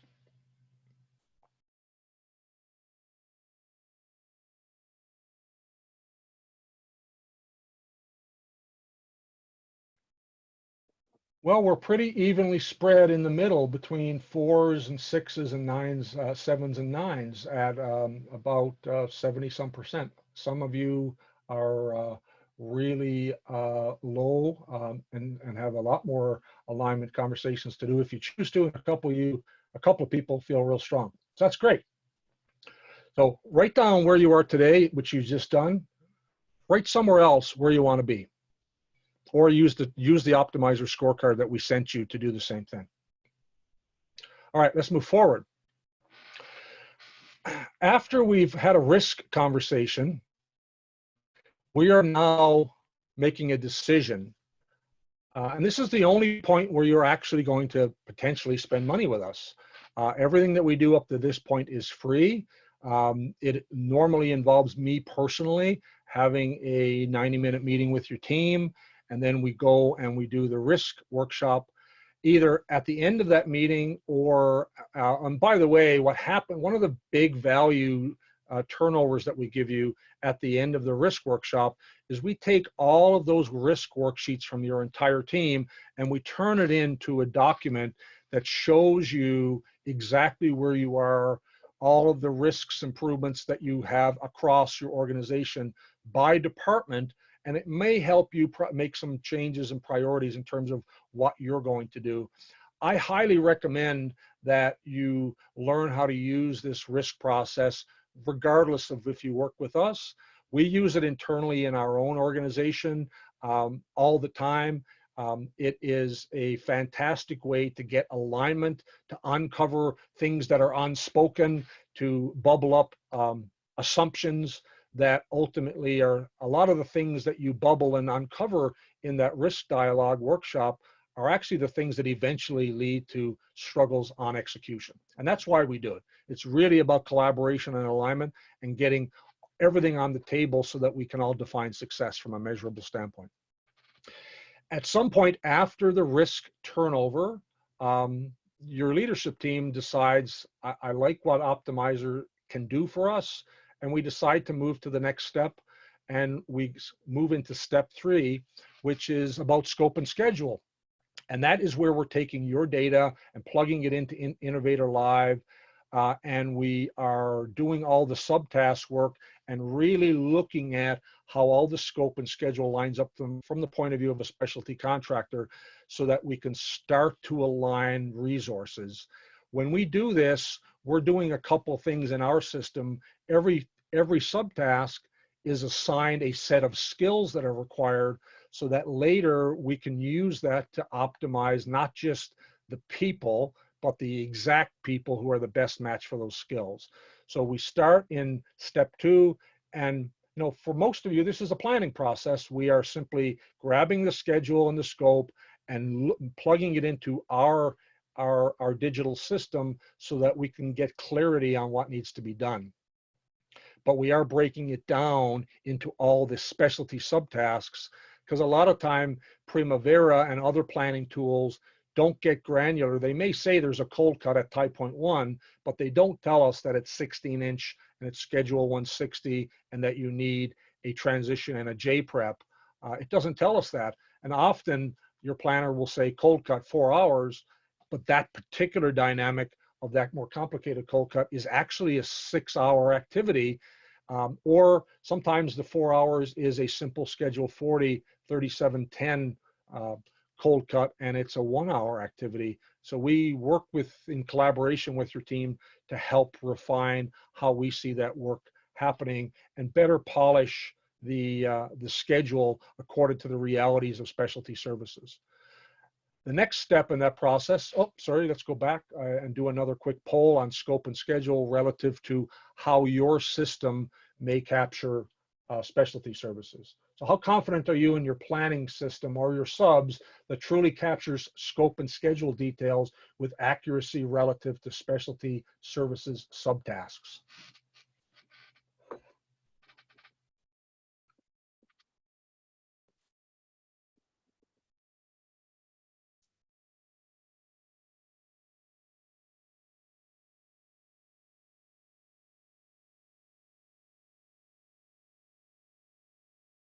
Your scope and schedule are planned at a high level.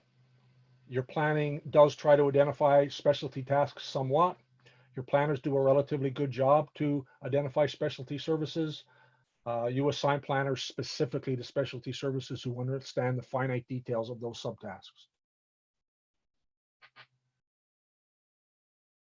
Take 5 more seconds to think about that.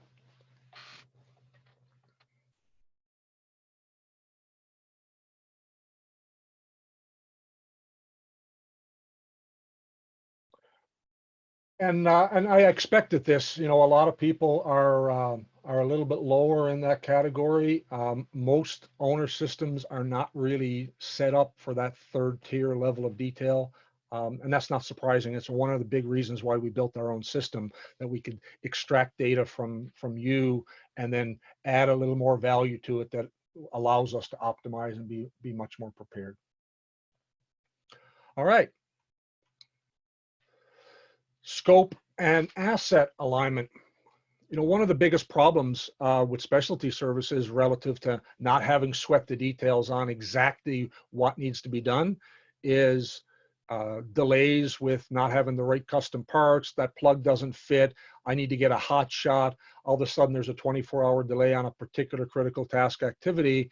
And we really want to dive in deep and bag and tag every asset and every piece of material and understand the lead time and any custom parts that need to be built for you know, a variety of different piping geometries and jigs and whatnot that always need to be, that are always hidden somewhere in job packages, but we're never often given enough time to really sweat those details. And the scope and asset alignment is really about, after we've nailed scope and schedule, we're then defining every asset and every piece of material specific to the subtask that we've defined.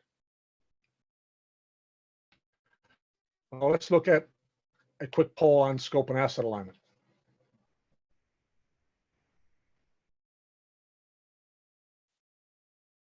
You bring that poll up there, Wyatt. Your confidence in specialty assets and materials readiness and accuracy. You provide high-level scope details to your specialty contractors and expect them to do it. You work to get clarity on a range of specialty assets needed to complete scope of work, but are mainly focused on critical path activities. Your planning does a good job to identify all the aspects needed in general terms, but you don't have specific asset to task certainty, or you got this nailed.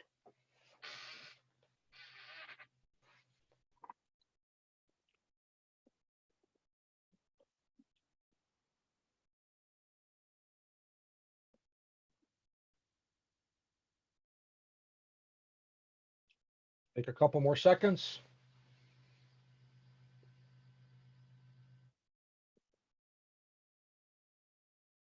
And wrap it up.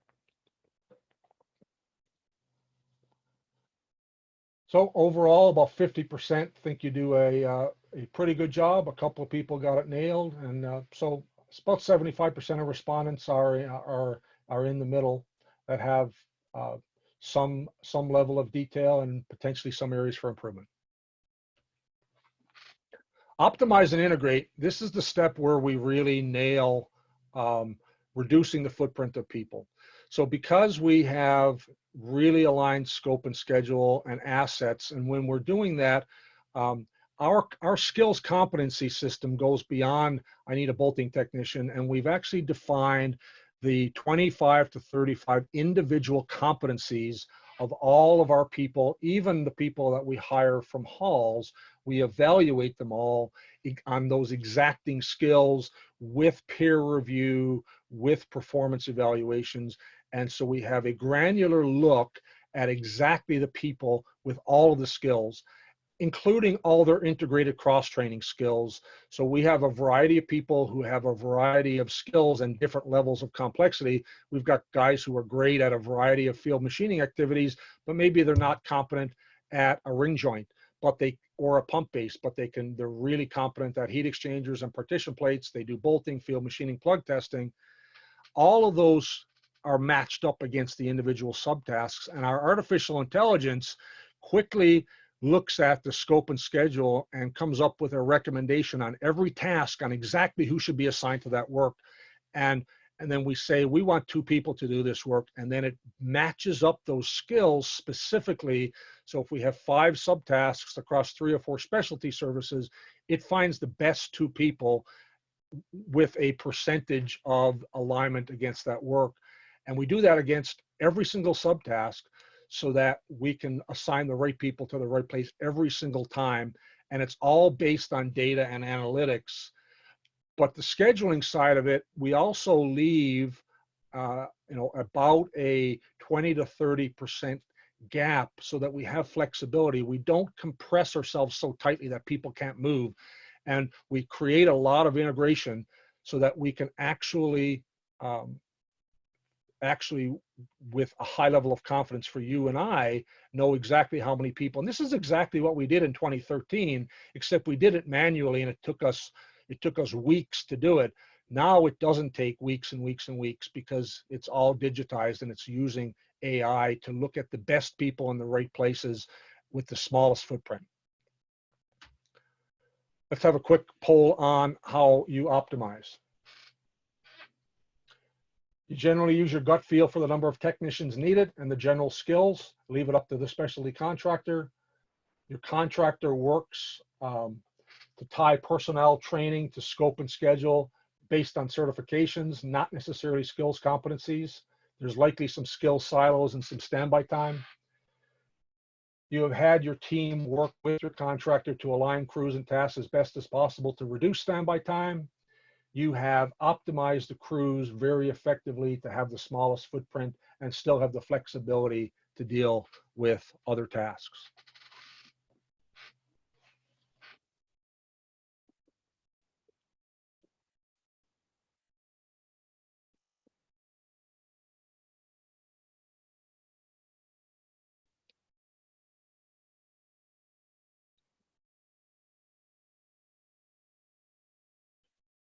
Here we go. About 67% of you feel you and your team and your contractor are pretty tightly aligned as best as possible to reduce standby time. Awesome. With some people who need a little more work. No one's in the ideal situation just yet, which is pretty much what I would have expected. Now let's get into something that is really insightful. A lot of what I just showed you was about planning and integrating, but reporting and dashboards is, in our system is really where some magic happens. Everything in our system is digitized. Our cost reporting, our progressing, our timesheets, our safety, our productivity, our progress, our assets, our utilization of equipment, our inventory on site is all in this platform. But here's the thing that often struggles with specialty contractors is, what is the kinds of reporting? Is it a paper-based system? Do you have to have a whole team of people trying to collate paper-based systems to get some sense? Are your supervisors having to stay really tightly involved with all of their activities so they can progress the work for your different specialty subs? What kinds of reporting and dashboards are you getting? Are you getting deep insight into cost and safety and productivity and progress in some level of automated way that just flows to you?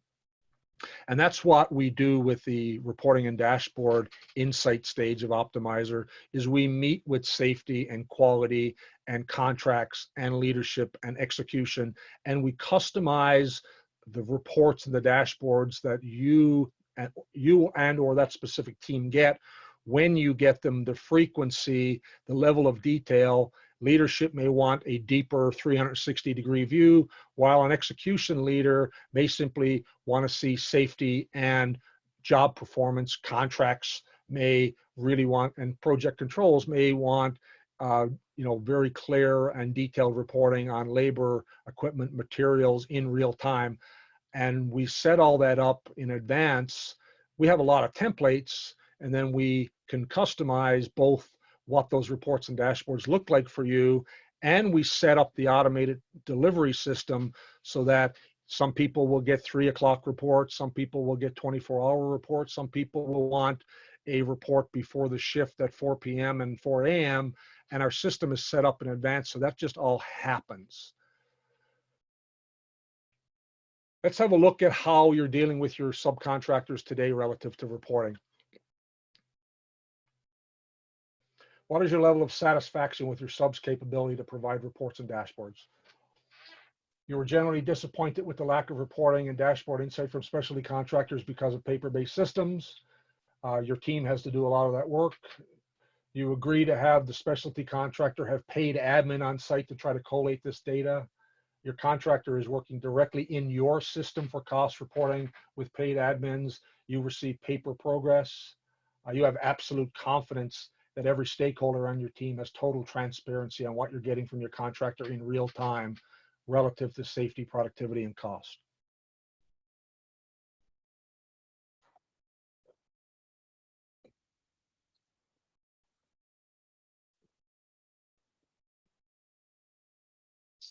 Folks, I apologize.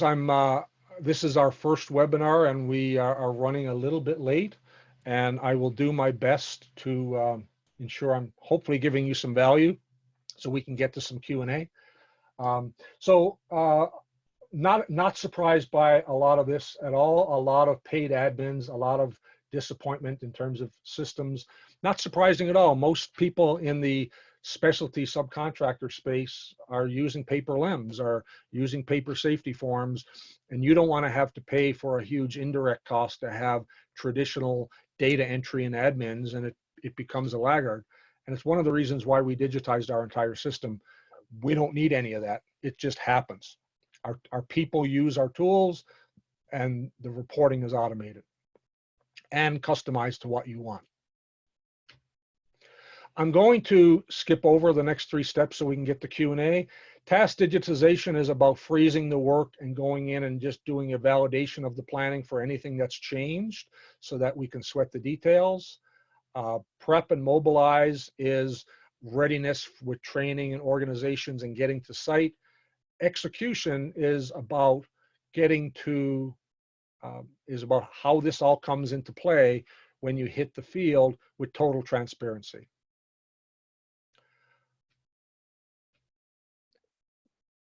We feel that our brand is, our stand is our brand, and we are focused on having a high level of accountability and creating results. We think our system is really based on 2 key methodologies. One is that we feel that a massive amount of planning that is leveraged with technology leads to success, and that technology for us is driven by innovation being at the heart of what we do. And we're looking for partners that we can apply this with so that we can help you achieve value. An important thing to remember in the optimizer process, in each one of those steps 1 through 9, you begin contracting with us, and a lot of the people on this call already have master service agreements with us. You're basically deciding that we're going to get involved in the planning and using our tool to really optimize the process. You're not making a massive financial commitment to the entire project. What we say is that at any step in the optimizer process, if you don't want to move forward, maybe you simply want us to optimize to get to the point of developing a plan and giving you a best cost estimate, and then you want to have a different commercial strategy. We want it to be as risk-free as possible so that you are feeling value and not pressured, because our goal is to simply work with you for a long, long time, and we know we're going to give you that value. So it's a pretty soft sell. we're really confident in what we've done in terms of building out this structure to be able to drive value. Before we get into Q&A, I'm going to give you a few things that you can do next. Step one, if you would like to have a 90-minute meeting and dive deeper into the process and understand some of the technology behind it, you can book a 90-minute meeting with me, specifically with not just yourself, but with your team. Right now, that's a Zoom meeting. This is a webinar, but a Zoom meeting is a little more interactive. And you can book that meeting by going to the link provided and typing in 90-minute meeting. If you'd like to either discuss or explore the risk workshop, you can go to the book your meeting link and type in risk workshop. If you haven't gotten my book already, then go to our website on the book section and you can download our book there with that link called Download Turnaround Optimizer.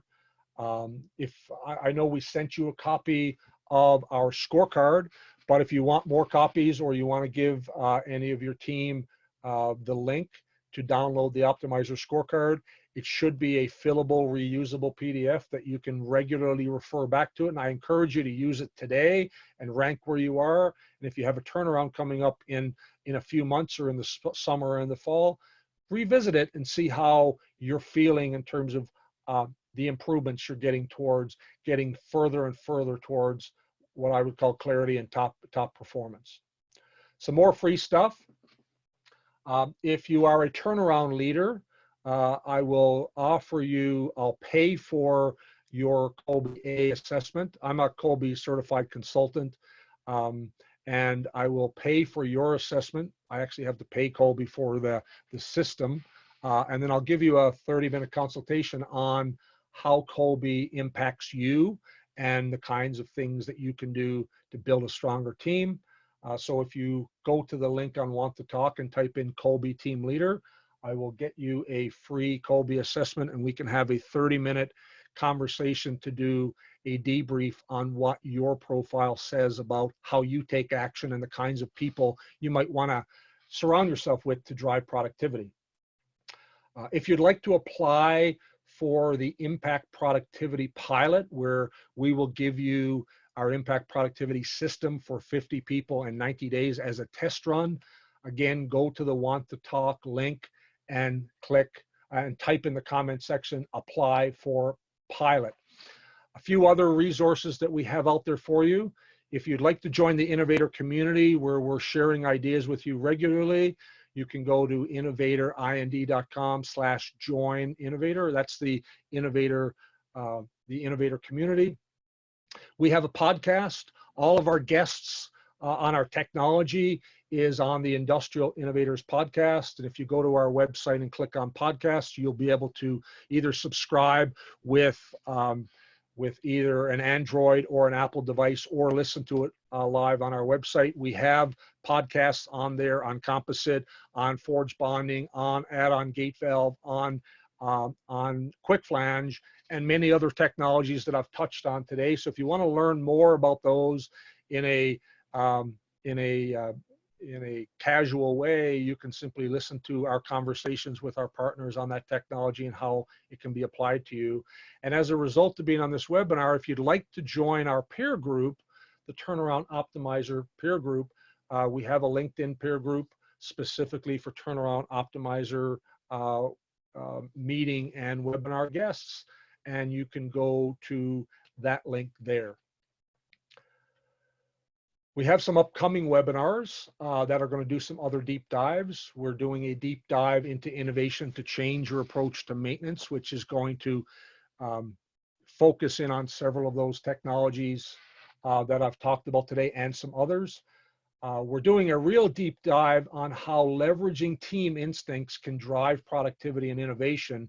And it's a Kolbe deep dive where we look at how this applies to the interrelationships between team members, how you can find and you can spot conflict and strain within your teams, how you can use this to really drive innovation and change the way people's work is assigned to really drive productivity.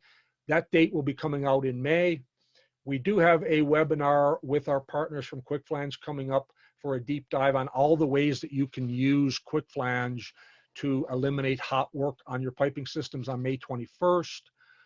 We've got a deep dive webinar on leveraging engineering composites to lengthen pipe asset lifespan on June 4th. And we've got a couple more versions of the turnaround optimizer process. We're doing it again in May and June if you want to invite your team.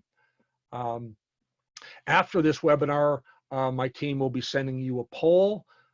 If you liked the webinar, tell us and tell others. And if you hated it, tell me. This is our first crack at a webinar, and as we're going through this, we're going to be fine-tuning our approach so that we're trying to create value for you. But please answer the survey, give us feedback on what you liked, what you didn't like, and we'll learn from that and try to deliver better content for you.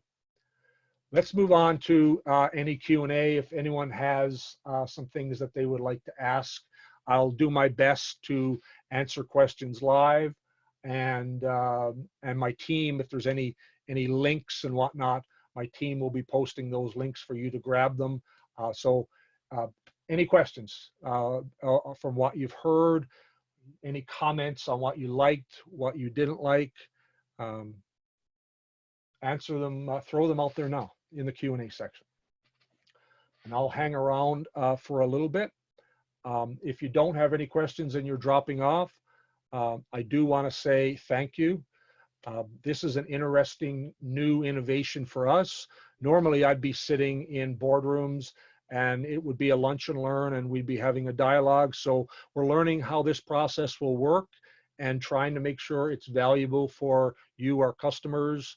I really am honored that you have joined me, because I'm in my home today and many of you likely are too, as we are navigating the new normal. Do we have any questions?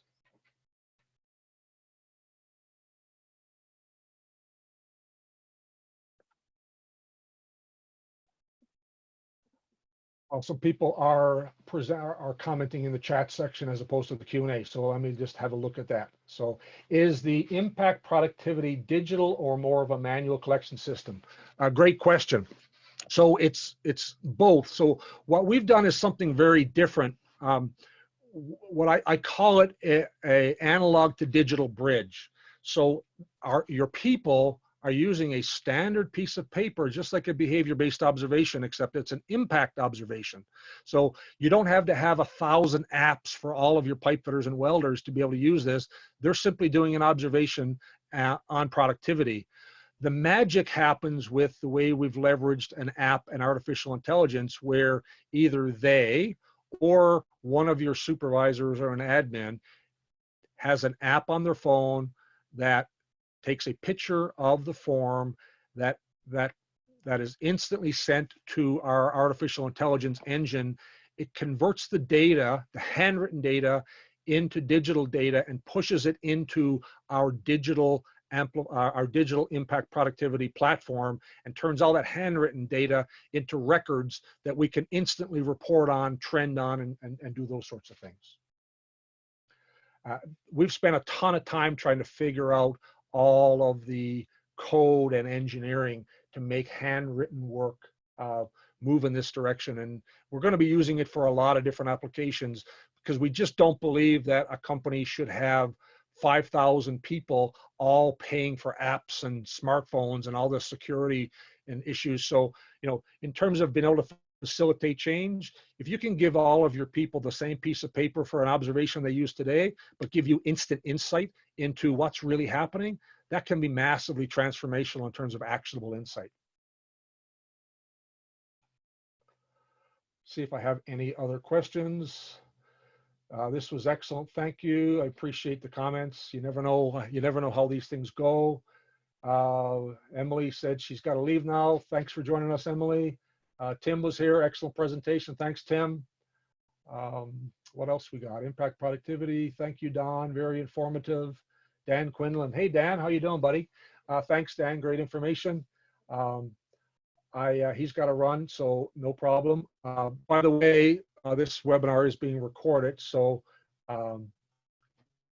happy to make sure we get you a link that you can share this with your team as soon as my team gets it up on our site. All right, I'm seeing a Q&A piece coming up here. Thanks for sharing valuable information. All the best. Good luck. Appreciate it. Thank you, sir. Looks like my team typed some answers as well. Hey, there's Peter. Look at that. Hey, Peter. How you doing, buddy? Lots of friendly. I actually kind of wish I had this on video because I'm seeing friends and colleagues from a lot of years who have been attending, and I've been on stage and everyone else gets to hide behind their video being turned off. When we do some of these with the Zoom meetings, hopefully we'll have a little more interaction. What do we got? APR tube inspection. Is that an approved inspection procedure? Yes, it is. It is fully code compliant, and it is written, you know, all the documentation. And I'm not an inspection guy. I simply know that there's a whole ASTM section of the code that covers acoustic pulse reflexometry. It's been around for a while. Older types of APR had some issues with reporting and analysis. What makes version 5 of APR magical is using artificial intelligence to do all the analysis. Now, this is not new. It's just new for our tube inspection space. The pipeline industry has been doing automated analysis with data sets for years and years and years. And I just could not figure out why the tube inspection space was waiting on a level 2 or level 3 to do subjective analysis on signals. And so what we're doing with APR is it's all AI based. Now we do some validation on any strange anomalies, but it is 99.9% AI based analysis. It's faster, it's more cost effective, and it's more accurate.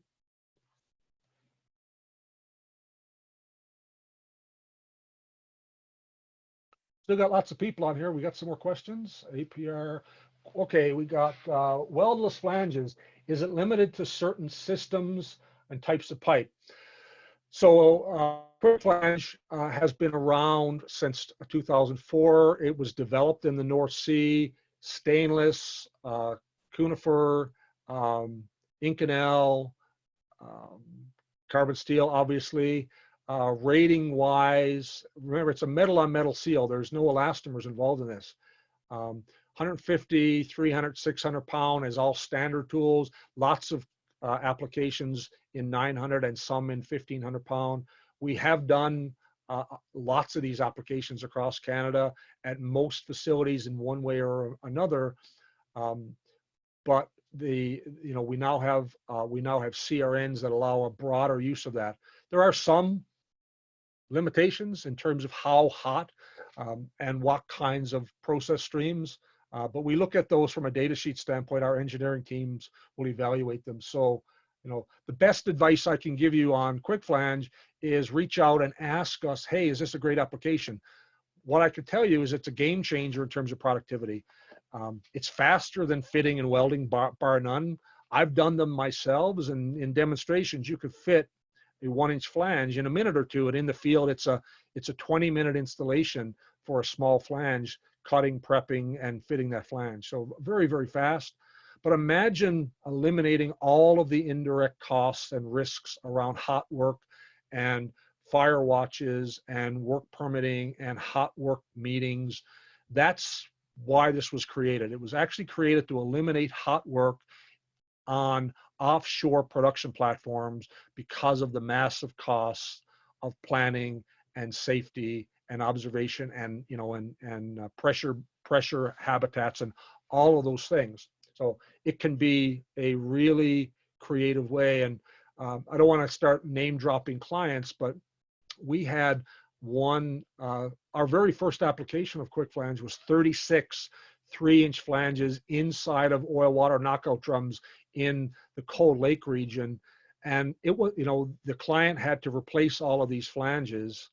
And it was a 3-week planned project with chemical cleaning and confined space entry and hot work inside of a vessel. It was the major event to do this repair. And we eliminated it out of critical path. We eliminated it out of hot work. And we did the whole job in 3 12-hour shifts versus 3 weeks with welders and spark watches and gas monitoring. So there are really incredible ways that you can leverage that technology and apply it into one of those $250,000 ideas that you can leverage today.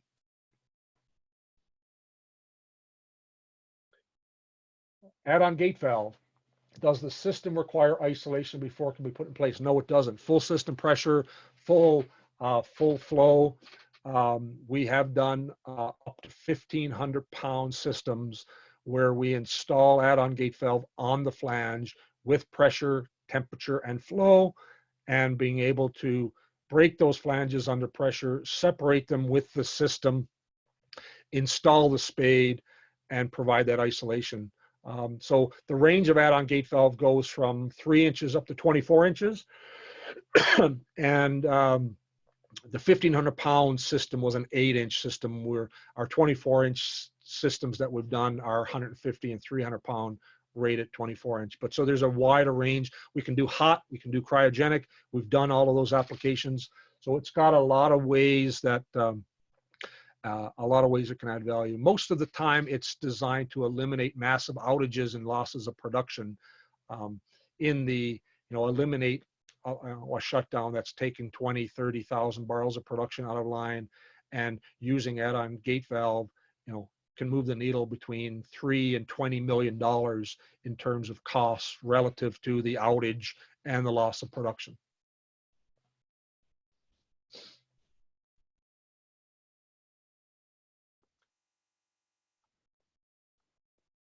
What else do we have here? Folks, we've still got 16 people. Maybe you're all waiting to have someone else ask her the question, but I'm here if you want to throw some questions out there, or if you just want to say hello. I know a lot of you know me personally, so would love to hear what you thought. Was my first my first time as the Dancing Bear worthwhile for you? I'd really like to know if I created some value, because we want to get better at this and make sure that while you're working isolated, that we're providing some insight into that might be able to help you in some way.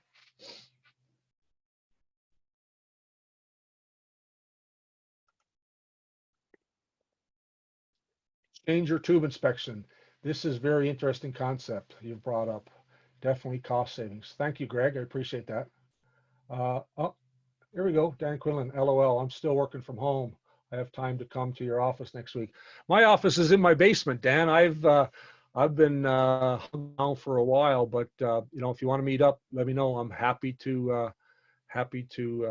meet for a coffee and dig in a little bit. We gotta help you optimize out there at your site. I think there's a whole bunch of different technologies that can add some value for there, but I'd just like to catch up for a coffee. I haven't seen you in a while.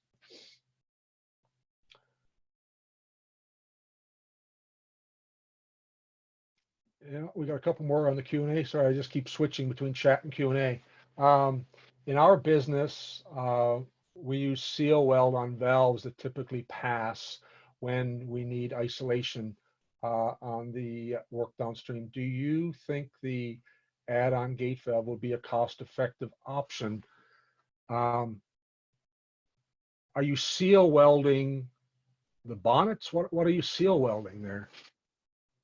Or are you, I'm trying to understand the situation. Is it the valve is passing? Oh, you're sealing the valve. So these are welded in valves. No, so add-on gate valve is when you have break flanges. We use add-on gate valve a lot when you've got a bolted in valve that's passing and the valve isn't isolating. But if it's a welded valve, then this wouldn't be the approach.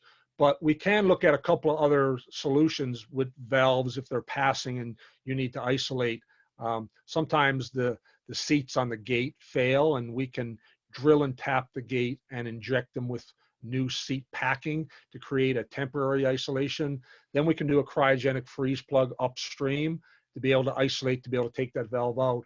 And of course, then you've got the more other methods like hot tapping and line stopping upstream. So there's a variety of ways that we can help you deal with isolating valves that are passing. add-on gate valve is when you've got a set of flanges and you wish you had a valve there, it becomes your valve. We have some clients, even in the pipeline space, who are using it with pig launchers because it's a much lighter version than a very heavy valve from a weight standpoint. So there's a variety of ways to use it. The valves are double block and bleed blind flanges that are on certain trains. They do typically pass. I'm wondering if it can be used there. Again, if it's a double block and bleed and I've got a set of flanges, I can use add-on gate valve to do that. If they're welded in and there is no set of brake flanges to, the whole premise of add-on gate valve is we're bolting onto the outside of a set of two flanges. It becomes a pressure boundary like a leak repair clamp, and then we're able to unbolt the flange, spread it, and install a spade and effectively install a gate valve live on the system. So it really depends, but please reach out and we can look at the package, the drawing, the pictures, and advise on ways we can help you do those isolations. Sometimes isolations can be as simple as a temporary leak method using packing, or a cryogenic plug, or a hot tap, or add-on gate valve. So there's a variety of methods that we can help you isolate.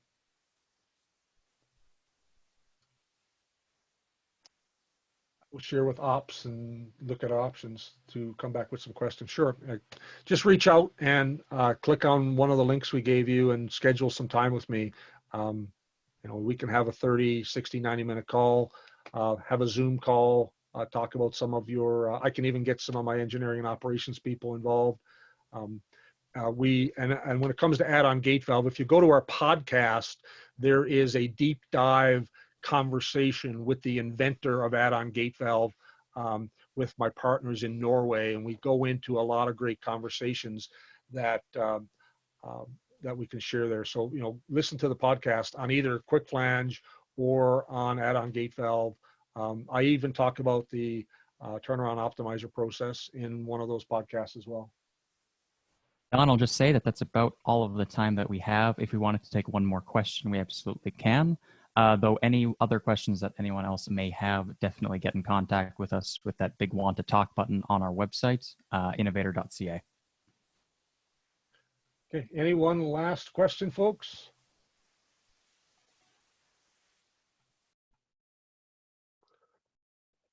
I'll give you 10 seconds to potentially type. And if not,